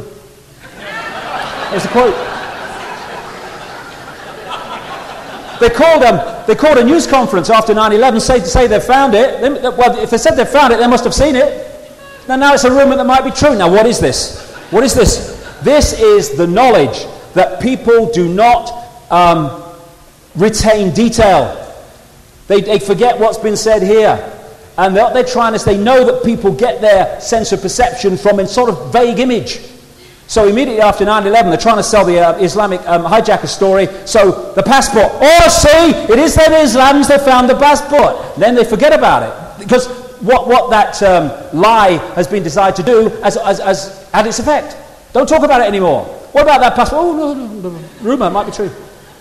That's how they do all the time. They're about selling an image. So we have Attar and Abdulaziz Al-Amouri rushing to the bloody airport, it seems. People say, no, they were definitely on the plane because there was that security footage. No, that was not at Boston Logan, this picture. It was at Portland, Maine. Isn't it funny? I went to Boston Logan, part of my research for the book. Of all the international airports in all the world, at a time when cameras are exploding everywhere, name me the international airport that does not have cameras in its departure lounge, Boston Logan. Yeah. So, this is the picture we got of Al-Amouri and the Attar. Now, what it says is 9/11/01, 5:45, 13 Well, they left their hotel at 5:33. They must have bleeded flown from there then. The plane must have been in the car park. 5:33. Oh, but then, that's what you see in the middle. When you expand it, oh, there's something else here. 5:53:41. About 6 minutes to 6, which is why the check-in people said they were sweating blood and said they were running late. I called the head of security at Portland, Maine, and said, "Why do you have 2 time codes on that video?" Oh, she said, "I don't know." I said, "Well, could you check and ring me back, have a look at the video?" She said, "I can't. It was confiscated by the FBI on 9/11. That was a planted one in the center. Why would you put a time code in the center of a security video when you're trying to recognize people? To hide the fact that your story doesn't make sense. I'm not saying he wasn't on Flight 11 Attar, but there is no bloody evidence that he was that I've seen worth the name. Mohammed Abdulaziz Al-Amori. He was pictured here. Looks like he's going to die the next day, doesn't he? Look, there you go. Just like the London bombers were joking with each other as well. And this is the night before. That's Abdulaziz Al-Amori, we're told. It's not Al-Amori. That's Al-Amori, a Saudi airline pilot who went into the consulate, a US consulate on September the 11th in Jeddah, Saudi Arabia, and asked why he was being named as a hijacker. Just one of them. This guy, Lotfi Raisi, was jailed on the say-so of the FBI for helping train some of these pilots. He's a guy who lives in England. And he was jailed for 5 months as extradition proceedings were underway. And a judge eventually released him because the FBI offered no evidence against him whatsoever in the end. They were saying that this man was an Islamic extremist when he's married to a French Roman Catholic. So, that's just one story. How many people are in this place who've done nothing? Most of them, I would say. Look at it. The land of freedom. Geneva Convention makes it illegal for prisoners of war to be shown and pictured humiliated, and the United States does not do that. Donald Rumsfeld. What's that? Look at these people. Would you buy a used car? Not even a new one, mate. Straight off the bloody production line. Then there's this. Amazing how there was a reluctance to investigate why the buildings collapsed as they did. Engineers have said that they were just not allowed to investigate properly because the rubble was taken away by controlled demolition. Paid by the government, just like they were in Oklahoma. And there was no investigation to find out what actually happened to those buildings. Now, these are shots of the World Trade Center buildings collapsing. There's a World Trade Center building collapsing here. These are other buildings that are collapsing due to a controlled demolition. I notice a similarity there myself.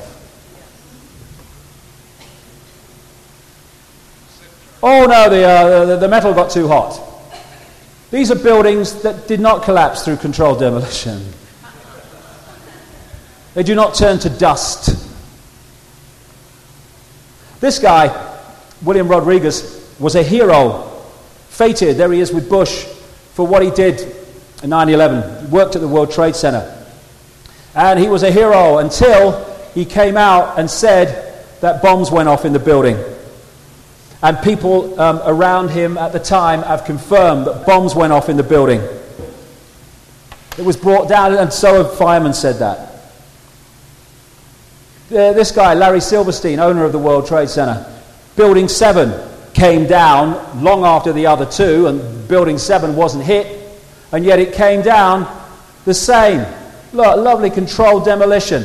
And Silverstein has said, although he's now trying to deny it, he said publicly that there was a controlled demolition of Building 7 on the advice of the authorities. How long does it take to charge a building, to bring it down like that? A few hours? Are you joking? Everywhere you look, it's an obvious scam. As someone's pointed out, some plane experts, this engine found around Ground Zero is a 737. How come? The whole story is a monumental lie because it is a cover story to create a problem to change the nature of society. So, you've got to hide the secret agenda, so you use the movie to do so. Will you lie first or shall I? I thought that was very appropriate. Put your hand on you. That's a Freemasonic symbolic place to put your hand. And use people's emotions when you know who's really behind it. I mean, the real actors are not in Hollywood. Turn it into a black and white situation. You're either with us or with the terrorists. Don't focus on the fact that your targets are devastated also by what's happened. Just focus on the images that you want to bring about the desired reaction. And like I say, this is a long, long old story. This is the Nazi talking. Why, of course, the people don't want war. Why should some poor slob on a farm want to risk his life in a war when the best he can get out of it is to come back to his farm in one piece? Naturally, the common people don't want war, neither in Russia nor in England, nor for that matter in Germany. That is understood. But after all, it is the leaders of the country who determine the policy. And it is always a simple matter to drag the people along, whether it is a democracy or a fascist dictatorship. Voice or no voice, the people can always be brought to the bidding of their leaders. That is easy.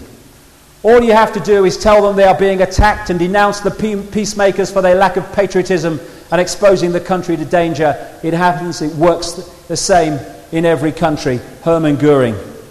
Exactly. As Abraham Lincoln said, public sentiment is everything. With public sentiment, nothing can fail. Without it, nothing can succeed. He who molds opinion is greater than he who enacts laws.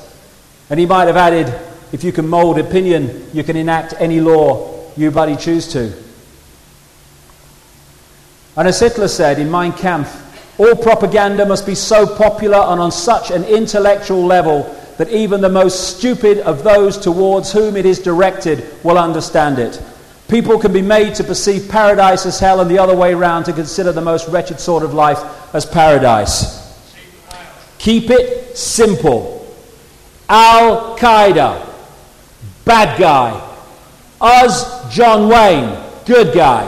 Keep it simple. And that's why the propaganda is at that simple level, because they don't want any complexity that people might not get it immediately.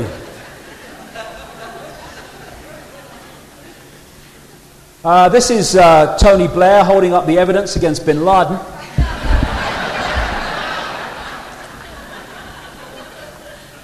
This is Tony Blair holding the file of evidence against bin Laden. And this is the Americans looking at the evidence against bin Laden. There we go, we sorted it all out. There we go, we're away. There we go. Lies, lies, lies, lies, lies, lies, lies. I'm sorry, that's all I can say. All my other lies are classified. There we go. All right, Rumsfeld. This is what Bush said after 9/11. They are harboring a terrorist, speaking of Afghanistan, and they need to hand him over. There's no need to discuss innocent or guilt. We know he's guilty because it's in the song sheet. And so bin Laden, and this whole bin Laden thing is just so masked in smoke and mirrors. I mean, they created him as a front man. And this is a picture supposed to be of bin Laden, and this is bin Laden in the apparently confession video in which he doesn't actually confess. Now, either they're not the same person, or he's had a number of visits from the Kandahar Cream Cake Company, one of the two. And also had a visit from the Kabul Nose Job Clinic, K Visits a Speciality, you know. In this confession video, the Americans and the British were making major inroads into Afghanistan. They were not long from taking Kabul. Other places had been taken, and they never even talked about the fact there was a war going on. And this is what Greg Strauss, a visual effects supervisor at Pixel Envy, who worked on the Titanic movie and others, said. That's how we make our money, kind of faking things to convince everyone else it's real. We just did some Nike commercials where half the people are digital, you wouldn't be able to pick them out. And we're now in that realm where what you see is not what you're necessarily seeing. Well, it's in that realm all the time, but in terms of technology.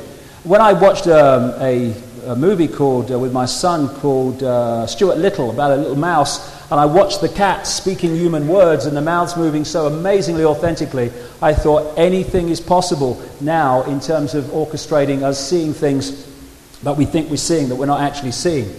This is what he said in this confession video, this bin Laden guy. We did not reveal the operation to them until just before they boarded the planes. I can picture the scene.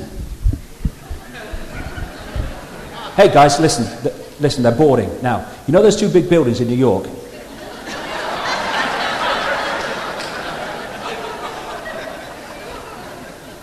It is insane. And it is an insult to those who lost loved ones. An insult. This is what 9/11 Commission said. The 9/11 date was selected 3 weeks before the attacks. Oh, please. Only 2 days before the attacks, they still had not agreed what the targets were to hit. Oh, me goodness. You ever see that movie, Wag the Dog? We're living it. We're living it. For those who haven't seen it, Wag the Dog is a story of a president that is about to go into an election for a second term, but he's got a problem with a story of a relationship with a woman coming out. So what they do is they get a Hollywood producer, played by Dustin Hoffman, to orchestrate a war in Albania, with Albania, that doesn't actually happen except in a Hollywood studio. And they send footage to the media organizations who just play it as if it's back coming from Albania, and it's coming from a studio. And what they do is put the war with Albania on the front page and make sure the problem with the girl, the woman, does not get publicised until after the bloody election at least, when he's re-elected. We're seeing this now. It's a manufactured movie that we're watching. And this is why these three people did everything they could to even stop having a 9/11 investigation, rubbish as it was. And the first person they wanted to head it when they were forced into it was Henry Kissinger. There is not a fibre of this man's body that is not Illuminati. And he's still everywhere. I mean, the first head of operations in Iraq after the invasion, Paul Bremer, he's a Kissinger clone with Kissinger Associates. But what you do is you ignore the detail, like I say, and you focus on image. Keep that image going. Manufacture the emotion. You have to, because you don't have the ability to empathize. Focus on one man, but only for a while. And talk about freedom while taking it away. And at least 3,000 civilians in the initial attacks on America are followed by at least 5,000 civilians in the initial attacks in Afghanistan. And somehow it's a glorious victory. Just focus on that. That is terrorism. That is fighting for justice. That is evil. That is doing God's will. They're both freaking terrorism. The difference is one's on a much greater scale.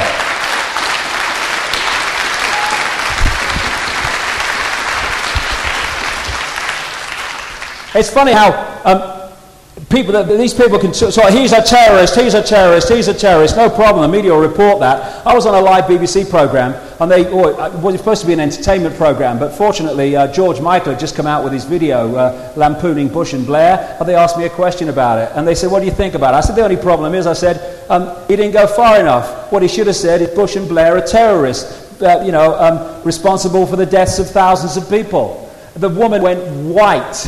I think her ear was going off, because you cannot say that, even though they can say it of other people and it's reported, no problem. Definition of a terrorist: one who favours or uses terror-inspiring methods of governing or coercing government or community, hence terrorism. Terrorism!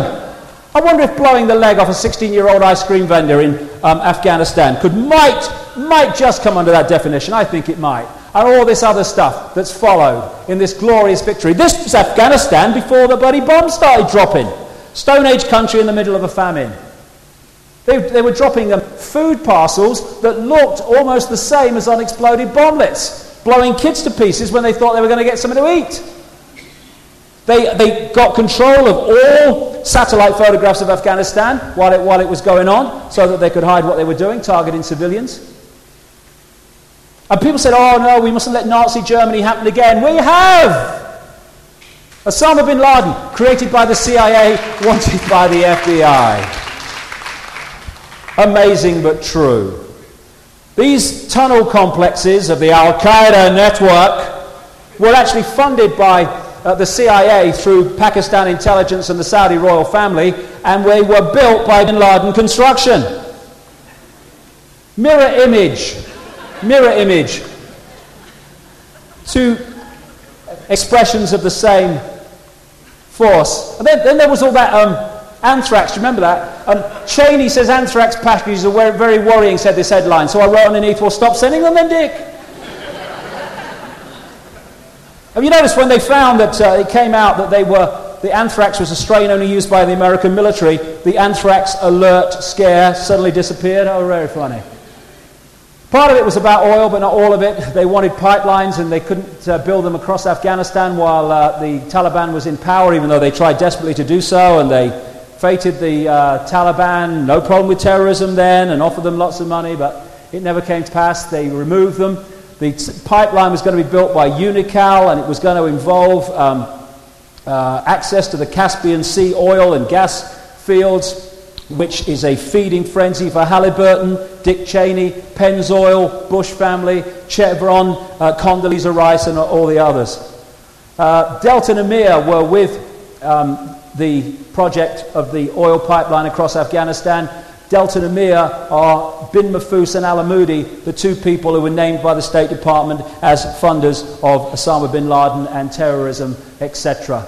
It's a very small world. Dick Cheney, when he was Defense Secretary during the bombing and what have you, and the Gulf War, destroyed many of the oil installations of Saddam Hussein in Iraq. As Chief Executive Officer of Halliburton, his subsidiary Brown and Root was paid massive sums by Iraq to replace the damaged oil facilities that Cheney's military had damaged. It's good for business. Prior planning, prior knowledge. Whenever you're playing a problem-reaction solution, this is an advert, actually, about a year before 9/11. Whenever you're playing problem-reaction solution, the solution is always in place before the problem is played.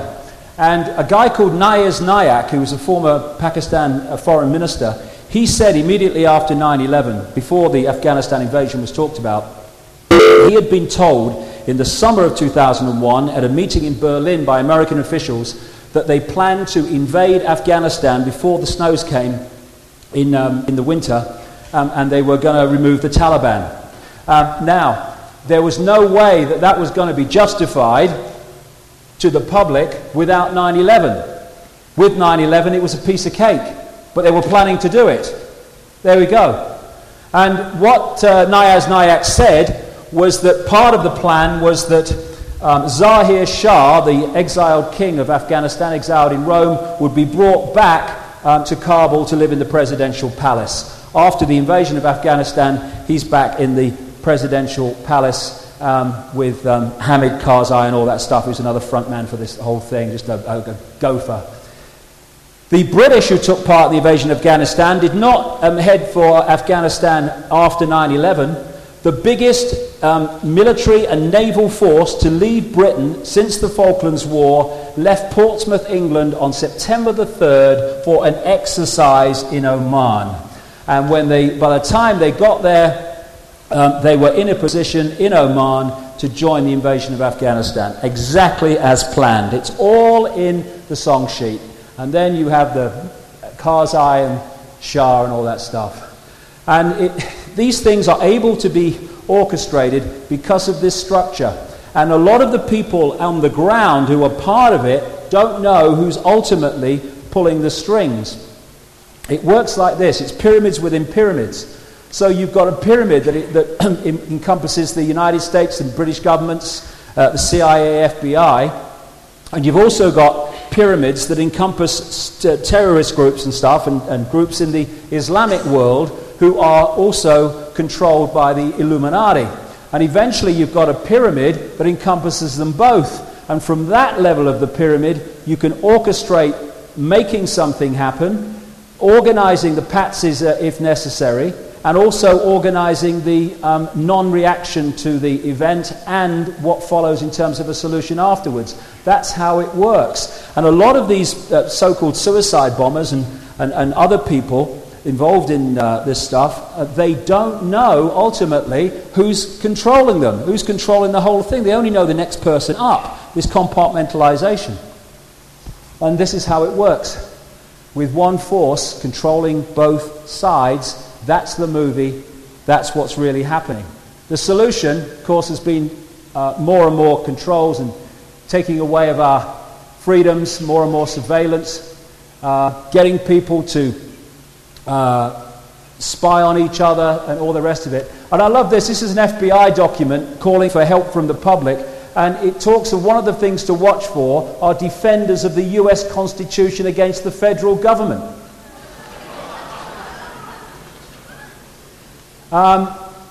This is what Adolf Hitler said when he was justifying the creation of the Gestapo.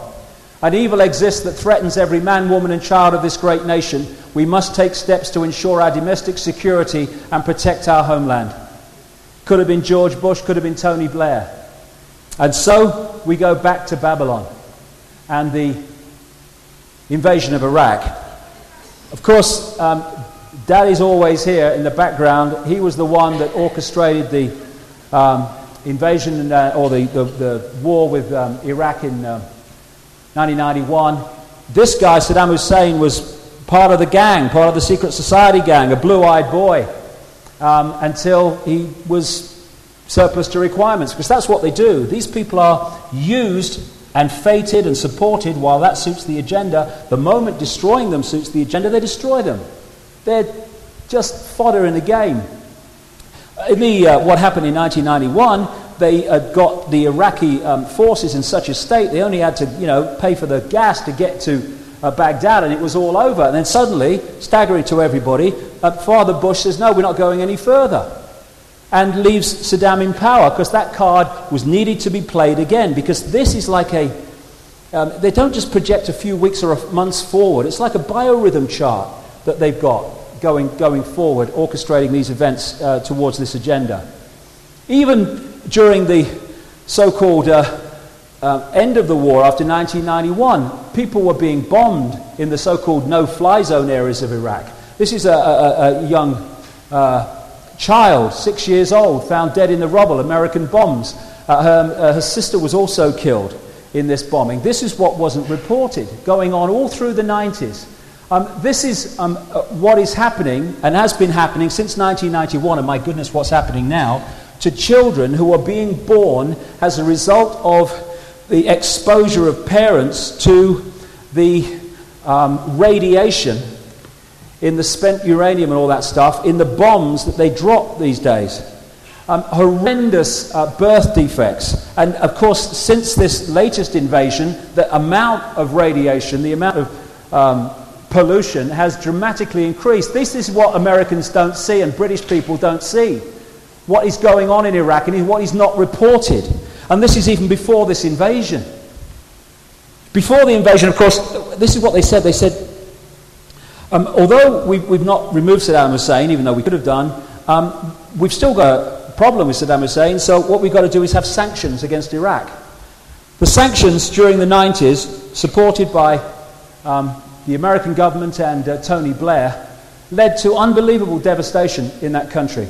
This is the UN, December 1995. More than 1 million Iraqis have died, 567,000 of them children, as a direct consequence of economic sanctions. As many as 12% of the children surveyed in Baghdad are wasted, 28% stunted, and 29% underweight. This is even before they started dropping the bombs this time. UNICEF, 1996, more than 4,500 children under the age of 5 are dying each month from hunger and disease as a result of the sanctions. Madeleine Albright was asked on CBS 60 Minutes, we have heard that 500,000 children have died as a result of sanctions in Iraq. I mean, that's more children than died in Hiroshima. And is the price worth it? Madeleine Albright, Secretary of State to Clinton, I think this is a very hard choice, but we think the price is worth it. And when we talk about America and Britain, we're not really talking about the American people and the British people, although those who support the people doing this have a massive responsibility, but America and Britain are merely vehicles as countries for the Illuminati to orchestrate this global agenda. They're no more important than any other country except that they are centers for the Illuminati and are being used. And when they went into Iraq, it was about control and takeover. And these two are major frontmen, and that's about the way the relationship seems to work. Certainly that's the way the British see Blair. There we go. Go on. So, we've got missiles, tanks, troops, planes, bombs, ships, guns. Now, we need a reason. Weapons of mass destruction, that'll do. And see, problem, reaction, solution doesn't even need a... this is Scott Ritter, who was a chief UN weapons inspector. What he's saying here before the invasion of Iraq is that they have no weapons of mass destruction. The mainstream media ridiculed him. He was right. But you don't need a real problem often with problem, reaction, solution. You just need the perception of it. So problem, weapons of mass destruction, Saddam Hussein, dangerous to our welfare. Reaction, oh my God, we must do something. Solution, invade Iraq. I talk about it in detail. It's an amazing story, the way it was orchestrated. And what's happened now is through secret Downing Street memos that have been leaked and stuff, is already we are officially back a year before the invasion to where it was shown that they'd already agreed to invade. In days before the invasion, no, it's not necessarily going to happen if he does this and he does that. Joke. That's why the UN weapons inspectors were ridiculed and humiliated. It's because they didn't want them to find no weapons of mass destruction. So there we go. There was a connection between Iraq and Al-Qaeda. Look, there we go. No problem. I know that was another one. He was flying one of the planes. There we go. And it gets sillier and sillier. There's the evidence of weapons of mass destruction. There's the Americans looking at it. There's one of the weapons of mass destruction. And there's one of the mobile weapons laboratories. There we go. Away we go. And interesting, 1983, Donald Rumsfeld was sent by Reagan Bush to Baghdad to meet Saddam Hussein and organize the shipment from American companies of chemical and biological weapons to use against the Iranians. And people say, oh, Saddam Hussein, terrible man. He used chemical weapons against the Kurds. Yes! And who supplied them? American and British companies. And it's not make-believe, this is an official document. Came to light a couple of years ago or so. Donald Rumsfeld, the US Defense Secretary and one of the most strident critics of Saddam Hussein, this is a newspaper report, the document, met the Iraqi president in 1983 to ease the way for US companies to sell biological and chemical weapons, including anthrax and bubonic plague cultures, according to newly declassified US government documents.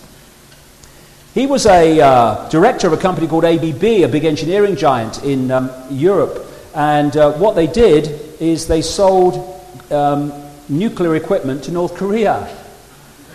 And now he's saying North Korea is a danger because it has nuclear technology. You couldn't make it up. Agenda, movie, and the same people move between the two, like him. But follow the white rabbit, war is peace, get a brain, Morans, and away we go. Shocking, awful. And John Wayne everywhere. Hey, John Wayne. It's the mentality. It's like a B-bloody movie that's unfolding, but not at the sharp end of it. All over the Iraq and all over the place, this is going on. I won't even go into some of this stuff. Cluster bombs are used in Iraq and they've been used in Afghanistan. That's what cluster bombs do. That's what cluster bombs do. When they explode, they send out hundreds of sharp, razor-sharp pieces of metal that just cut people to pieces. They're actually supposed to be illegal, but clearly, provably, the Americans and the British governments are using them. And this is what I get with morality. We've got this perverted view of morality, you know. When Janet Jackson, in this orchestrated exposure with Justin Timberlake, was it at the Super Bowl, there was moral bloody outrage from so many people in this country. Oh, it's terrible! Oh, what's happening to America? The moral fibre is falling apart! Well, I just wonder what people find more offensive. Someone baring their bloody breast in public, or that. If we got more morally outraged by that on a large scale, then maybe it wouldn't happen.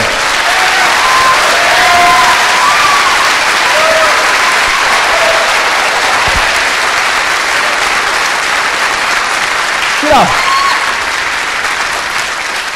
I'm up to here with a moral sodding majority. Oh, yes. This is what one of the soldiers said in a British documentary. We bomb them, you know, it's cool to me because I like explosions and stuff like that, but I don't get to see the actual explosion, and that's what I want to see. But I guess when we get closer to Baghdad, we'll get to see more of that. It's just a movie, it's a game, it's a virtual reality game. And, oh my God. And this is what, even the troops are fodder. Have you noticed that? You get people like Bush, and these other people, these kind of people that want to go and bomb people, and they say, we must fight terrorism, we must go and stop Saddam Hussein. Well, we are drinking Jack Daniels while watching the White House freaking television. We are working in a bank. We are working in the local store. We ain't fighting in Iraq. We send other poor buggers to do that. And you know, I've got a great way of stopping war. We just have a law that anyone who declares war has to fight on the front line from day one, right?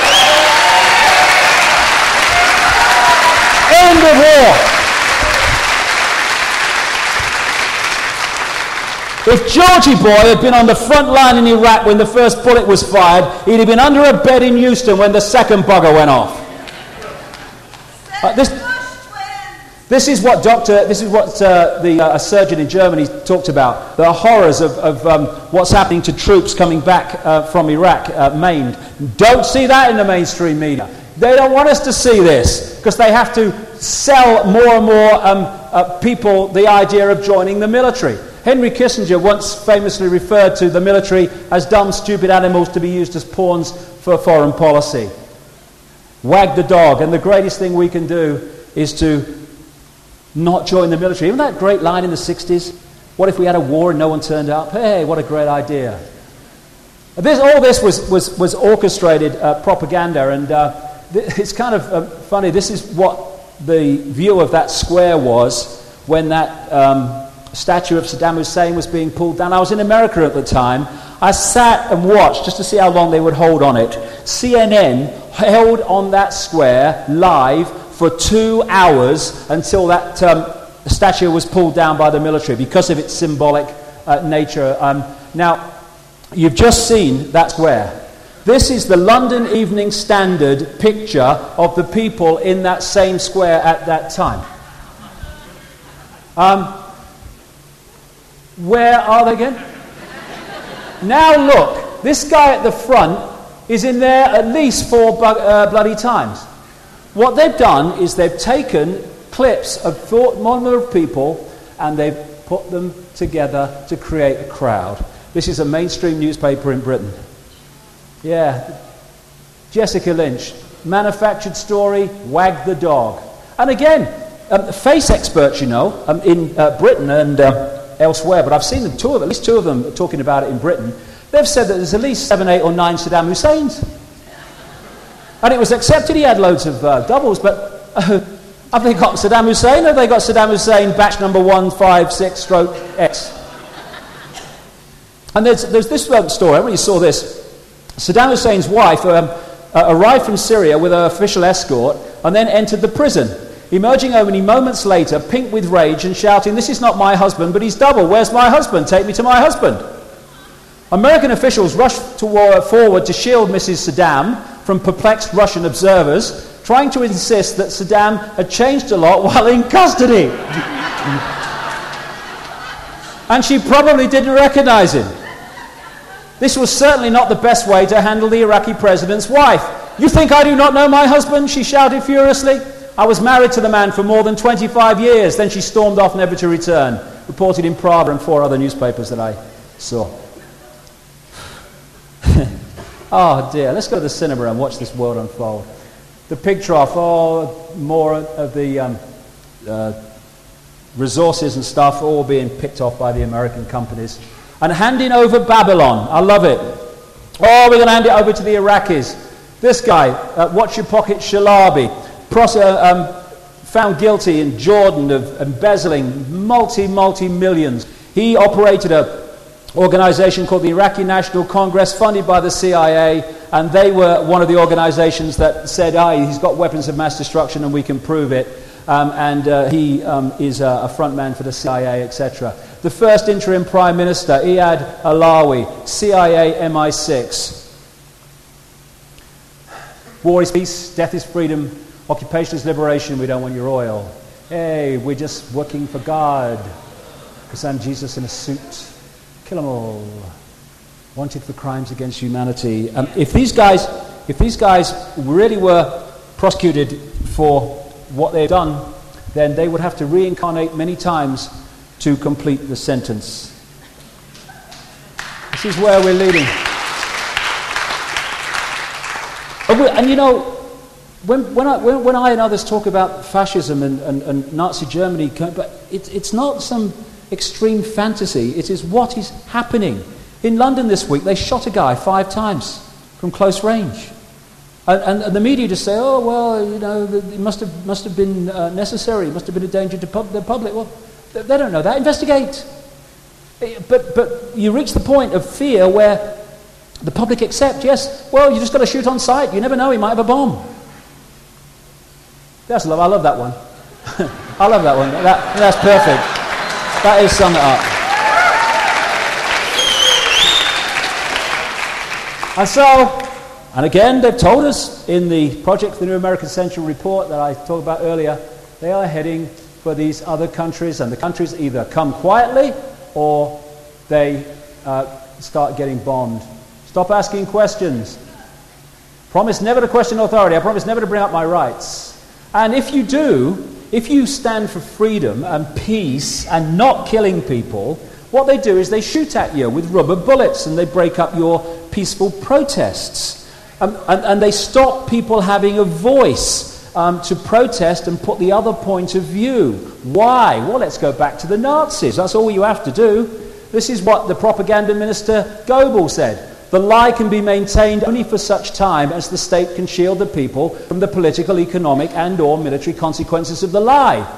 It thus becomes vitally important for the state to use all of its powers to repress dissent, for the truth is the mortal enemy of the lie, and thus by extension the truth becomes the greatest enemy of the state. That's why they're suppressing dissent. And in Britain, we've got the Neo-Labour Party, who's just the mirror of what's happening in America, and we've got Belair as they call him in Britain. And this brings us to very topical events, and we'll have a break in a second, but this brings us to very topical events. As a result of the information that's come out about the invasion of Iraq and the lack of weapons of mass destruction, and the staggering scale of lies that Blair has told and Bush has told, I'm not kidding, in Britain, the word Blair and liar are interchangeable in the public mind. This man won another election, but with 36% or something like that of the vote. 64% voted against him. Because of the ludicrous system in Britain, he got in. Now, we were in a situation where you had 2 frontmen that were supposed to push forward this agenda.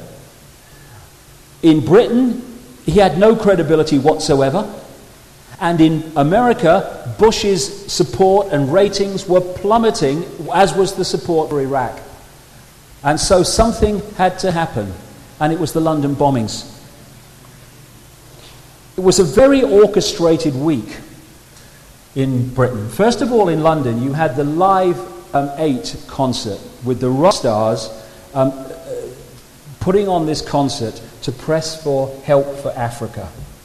They weren't, I won't say they were played like a violin. More appropriately, they were played like electric guitars. Because they were used to give, the impression that something was going to be done about Africa when it was all a sleight of hand. And secondly, it was part of a sequence of events through that week that led to these bombings, all orchestrated to manipulate the public mind. Bob Geldof, I'm not saying he's not genuine, but this man really has got to get streetwise.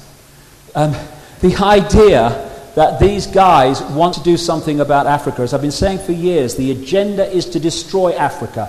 There's a genocidal agenda of which AIDS, what we call AIDS, is a massive part, to destroy and kill what we call the African culture, the African people. And this Live Aid concert was giving the impression that these people were going to do something about it when they were actually doing the opposite. It was hiding the genocide in so many ways. I mean, they're reducing debt. Well, there is no sodding debt for a start. It's just credit. And what is the debt? The debt is money that is not passed on. Credit is passed on. And it's often wasted because of frontmen in African countries that are placed there by Illuminati to do that. And what is debt? It's control. And aid. Bloody aid. For every dollar that goes into Africa in aid, $3 comes out to the aid donating countries in exploitation of Africa. Not only that, one of the great ways that they use to pass money directly from government to transnational corporations, from taxpayer to corporations, is via aid. Because this is the way it works. They say, if they said, right, what we're going to do, we're going to write out a check to Halliburton, or we're going to write out a check to this company or that company, here's some taxpayers' money. People say, what's going on? What's going on?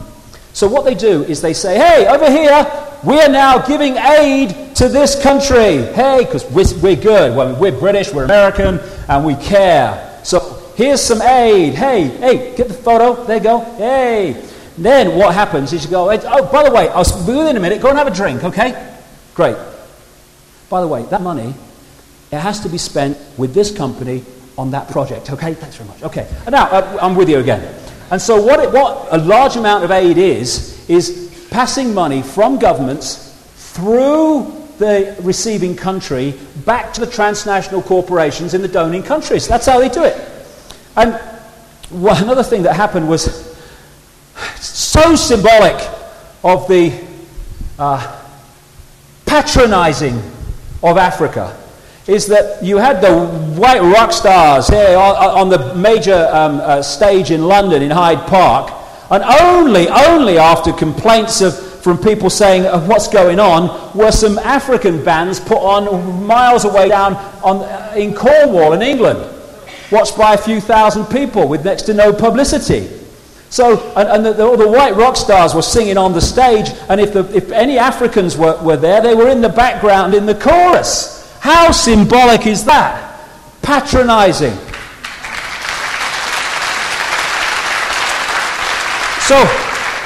So then, but we're good guys. Look, we're doing this. So you've got the Bonos and you've got the Geldofs, and I'm not saying they're not genuine, but they've been pulled into the system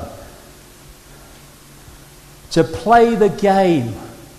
And so we are asked to believe that now, because of this pressure, that these global leaders are going to help Africa, and the organization orchestrating this help is the World Bank and the IMF, when the World Bank is headed by Paul Wolfowitz, who was one of the architects of a document that talks of developing biological weapons that can target specific genotypes. This may transform biological warfare from the realm of terror to a politically useful tool. Bob Geldof, mate, wake frickin' up. Please. And then the next stage of this was the G8. Now what this did, it was in Scotland, it got these world leaders together in England in that week at the right time to react to the terrorism. The next thing that happened was that London was given the Olympic Games for 2012, a key year in the Illuminati agenda, not least because it's terrified what's going to happen after it in terms of the wake-up. And when they first announced that London, this is years ago now, was going to go for the 2012 Olympics, I said to my friends, it's a bloody certainty. London major centre globally of the Illuminati, 2012 Olympics. Oh, you kidding? They're bound to get it. Oh, it was very close with Paris. No way. They were always going to get it. And so London then was absolutely a joyful, great scenes of celebration. And one of the great, most effective ways of affecting people emotionally, a trauma type way, is to have a big high and then smack them down. And so you had this great elation. 24 hours later came the London bombs on 7/7/7. And it was the most obvious setup you will ever see. Someone sent this to my website. It's interesting how the bombs kind of went off in a pyramid. I mean, these, it would sound fantastic, really, but these guys really do go for this sort of stuff. And interestingly, again, the symbolism, the bus, the number 30, which was diverted from its route as a result of the underground bombs, and it went off route. On the side of it was an advertisement for a movie. And what the advertisement said was, outright terror, bold and brilliant. And some people have contacted me who work for London Transport, and they are desperately sceptical about the official story. But because of the way the week was orchestrated, there were the world leaders and Blair and Bush all ready to react in the desired fashion to bring about the solution to the problem. My goodness.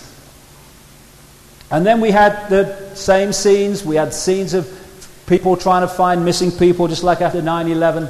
And then we had the celebration, the end of the week, or the commemoration of the Second World War, in which the whole London bombings thing was brought in, true Brit. It's like the Blitz spirit. In other words, when we are under threat, get behind the authorities. The authorities protect us. We must come together. Don't let's call Blair the bloody liar he is, and we knew he was before. Now let's rule.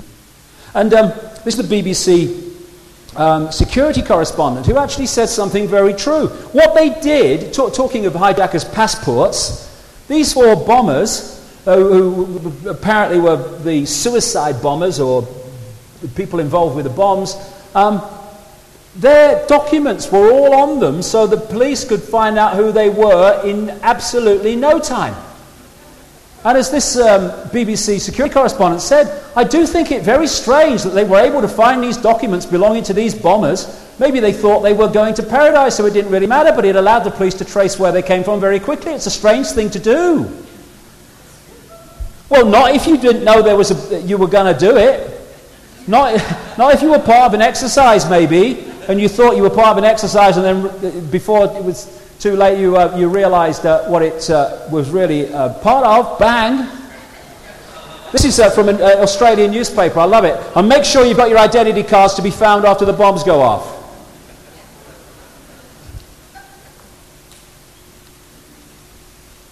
Although they're now denying it, this guy, Benjamin Netanyahu, former Israel Prime Minister and still a major political figure in Israel, he was warned not to go to a hotel near the first bomb where he was due to make a speech and stayed in his hotel.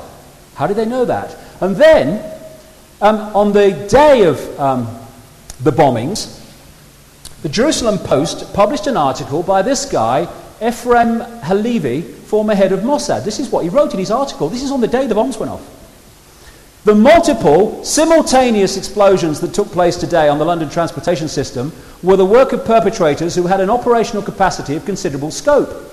They have come a long way since the two attacks of the year 1988 against the American embassies in Nairobi and Dar es Salaam, and the aircraft actions September the 11th, 2001. There was careful planning, intelligence gathering, and a sophisticated choice of timing, as well as near-perfect execution. We are faced with a deadly and determined adversary who will stop at nothing and will persevere as long as he exists as a fighting terrorist force.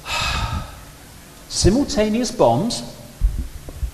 The London police announced on the day of the bombings that the bombs went off over a period of 51 minutes. It was 2 days later before they called a news conference and said, we've now established the bombs were simultaneous. How does this bugger know, former head of Mossad, they were simultaneous on the day of the bombing?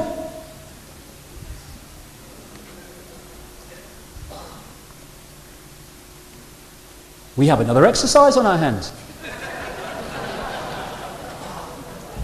BBC interviewed, on the day of the bombings, a guy who runs a consultancy company, a guy called Peter Power, and he said that he was staggered because he ran this crisis management company that was doing an exercise that morning to do an exercise on a terrorist event, a fake mock-up, at exactly the same places that the bombs went off in reality that day. He said the only difference between what happened and what their exercise scenario was doing was that in their scenario the bombs were simultaneous and not, as the police are saying, over a period of 50 minutes. 2 days later, like I say, the police announced no, they were simultaneous. So in every single facet and detail, what happened in reality was what that exercise was doing. What if those guys were part of the exercise and then didn't realise until it was too late that they were carrying the real thing? This is why I have to bloody laugh. I have to laugh. It's just so pathetic. Websites like mine and others, and Alex Jones and many others, have been asking simple questions. If they were suicide bombers, why did they buy return rail tickets from Luton to London? Why, when they parked their car in the station car park at Luton, did they put enough time on to come to London and then get back without getting fined? Why did they do that? They were suicide bombers. Now, of course, holes starting to appear. People going, oh yeah. So what they have now done is the authorities have said, well, we're not sure now if they were suicide bombers. We think that maybe, because of course they bought return rail tickets and that, maybe they're Al-Qaeda controllers, just didn't want them to survive in case they cracked if they were arrested and told of everyone else. So maybe they didn't realize that the bombs were going to go off when they did. That's why they bought it. See, and the paper's going, oh yeah, that's probably... No, you're being used, darlings, to cover the obvious holes in the story, but you can't see it. Oh my God, it's pathetic. It's repeating. We're in a time where people are being picked off. Divide and rule. Okay, let's focus on the Islams. Oh, he's got a beard, he's dangerous. Oh, let's focus on these, let's focus on that. Oh, look, homeless, hey, they're always into crime. All this. We're being picked off. And oh, it doesn't affect me, it doesn't affect me. And it reminds me of this very famous statement by this pastor, an anti-German activist, anti-Nazi activist rather, who said, first I came for the Jews and I did not speak out because I was not a Jew. Then they came for the communists and I did not speak out because I was not a communist. Then they came for the trade unionists and I did not speak out because I was not a trade unionist. Then they came for me and by then there was no one left to speak out for me. That is what they are seeking to do to us. And what we surely need to do is unite on what affects us all instead of being disunited on what we agree on. We are not going to be under an Orwellian state because we are Jewish, or an Orwellian state because we are American or we're South African. We are going to be in an Orwellian state because all of us will be in that position if we are divided and ruled for long enough to allow it to happen. And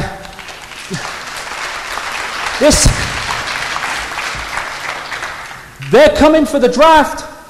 You know, when you look at what that Project for the New American Century document is demanding, and they're looking for ways of focusing on Iran now and China, all this other stuff, they're not going to be able to fight simultaneous wars in major theatre wars. Without the draft, they're struggling now to fulfill the vacancies.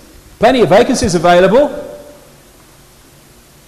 Join the army, travel to exotic distant lands, meet exciting, unusual people and kill them, and be killed. These draft bills are already there. They can't do it without enforcing the draft. These things here, these budgets and stuff, are all in the pipeline to make it happen. And you've got these buffoons in their silly hats going round trying to persuade people who have been spit out by the system to go and fight for the bugger. I love it. You know that system that's left you jobless and poor and all that stuff? We want you to come and die for it. Oh, that's a good idea. Where do I sign? Oh, and by the way, we'll pay your college fees until we need you to die for us. By the way things are going, we need you to die about the middle of next bloody month. So be quick on the revising. It's what Albert Einstein said, the pioneers of a warless world are the youth that refuse military service. And it's not...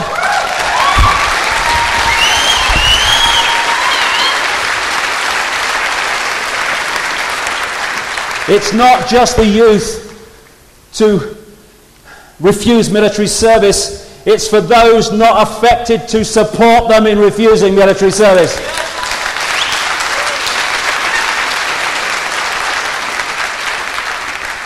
It was absolutely on the ball, that is absolutely on the ball now. Donovan's record. He's 5'2" and he's 6'4". He fights with missiles and with spears. He's all of 31 and he's only 17. He's been a soldier for 1,000 years. He's a Catholic, a Hindu, an atheist, a Jain, a Buddhist and a Baptist and a Jew. And he knows he shouldn't kill and he knows he always will. Killing for you, my friend, and me for you. And he's fighting for Canada, he's fighting for France, he's fighting for the USA, and he's fighting for the Russians, and he's fighting for Japan, and he thinks we'll put an end to war this way. But without him, how could Hitler have condemned him at Laval? Without him, Caesar would have stood alone. He's the one who gives his body as a weapon of the war, and without him, all this killing can't go on. He's the universal soldier, and he really is to blame. Or wherever he goes from there, I can't remember.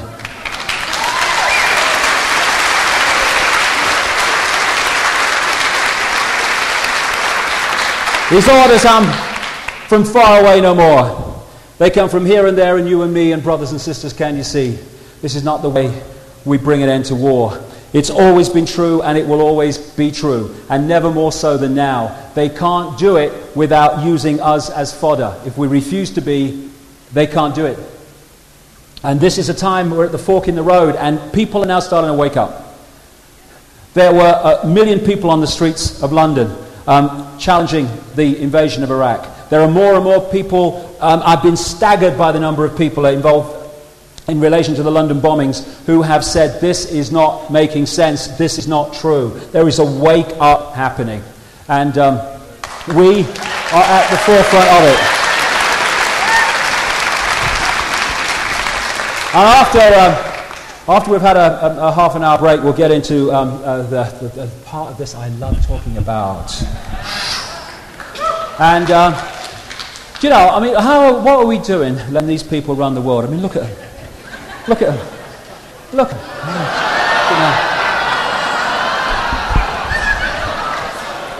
You know. What are we doing? There we go, I don't know where we're doing. You can tell they're royalty. They do it with their gloves on, you see. They got class. So, we'll have a half an hour break. It's 20 past 4. Say 4 o'clock, and we'll come back and wrap this up with a bit of more of that. Thank you very much.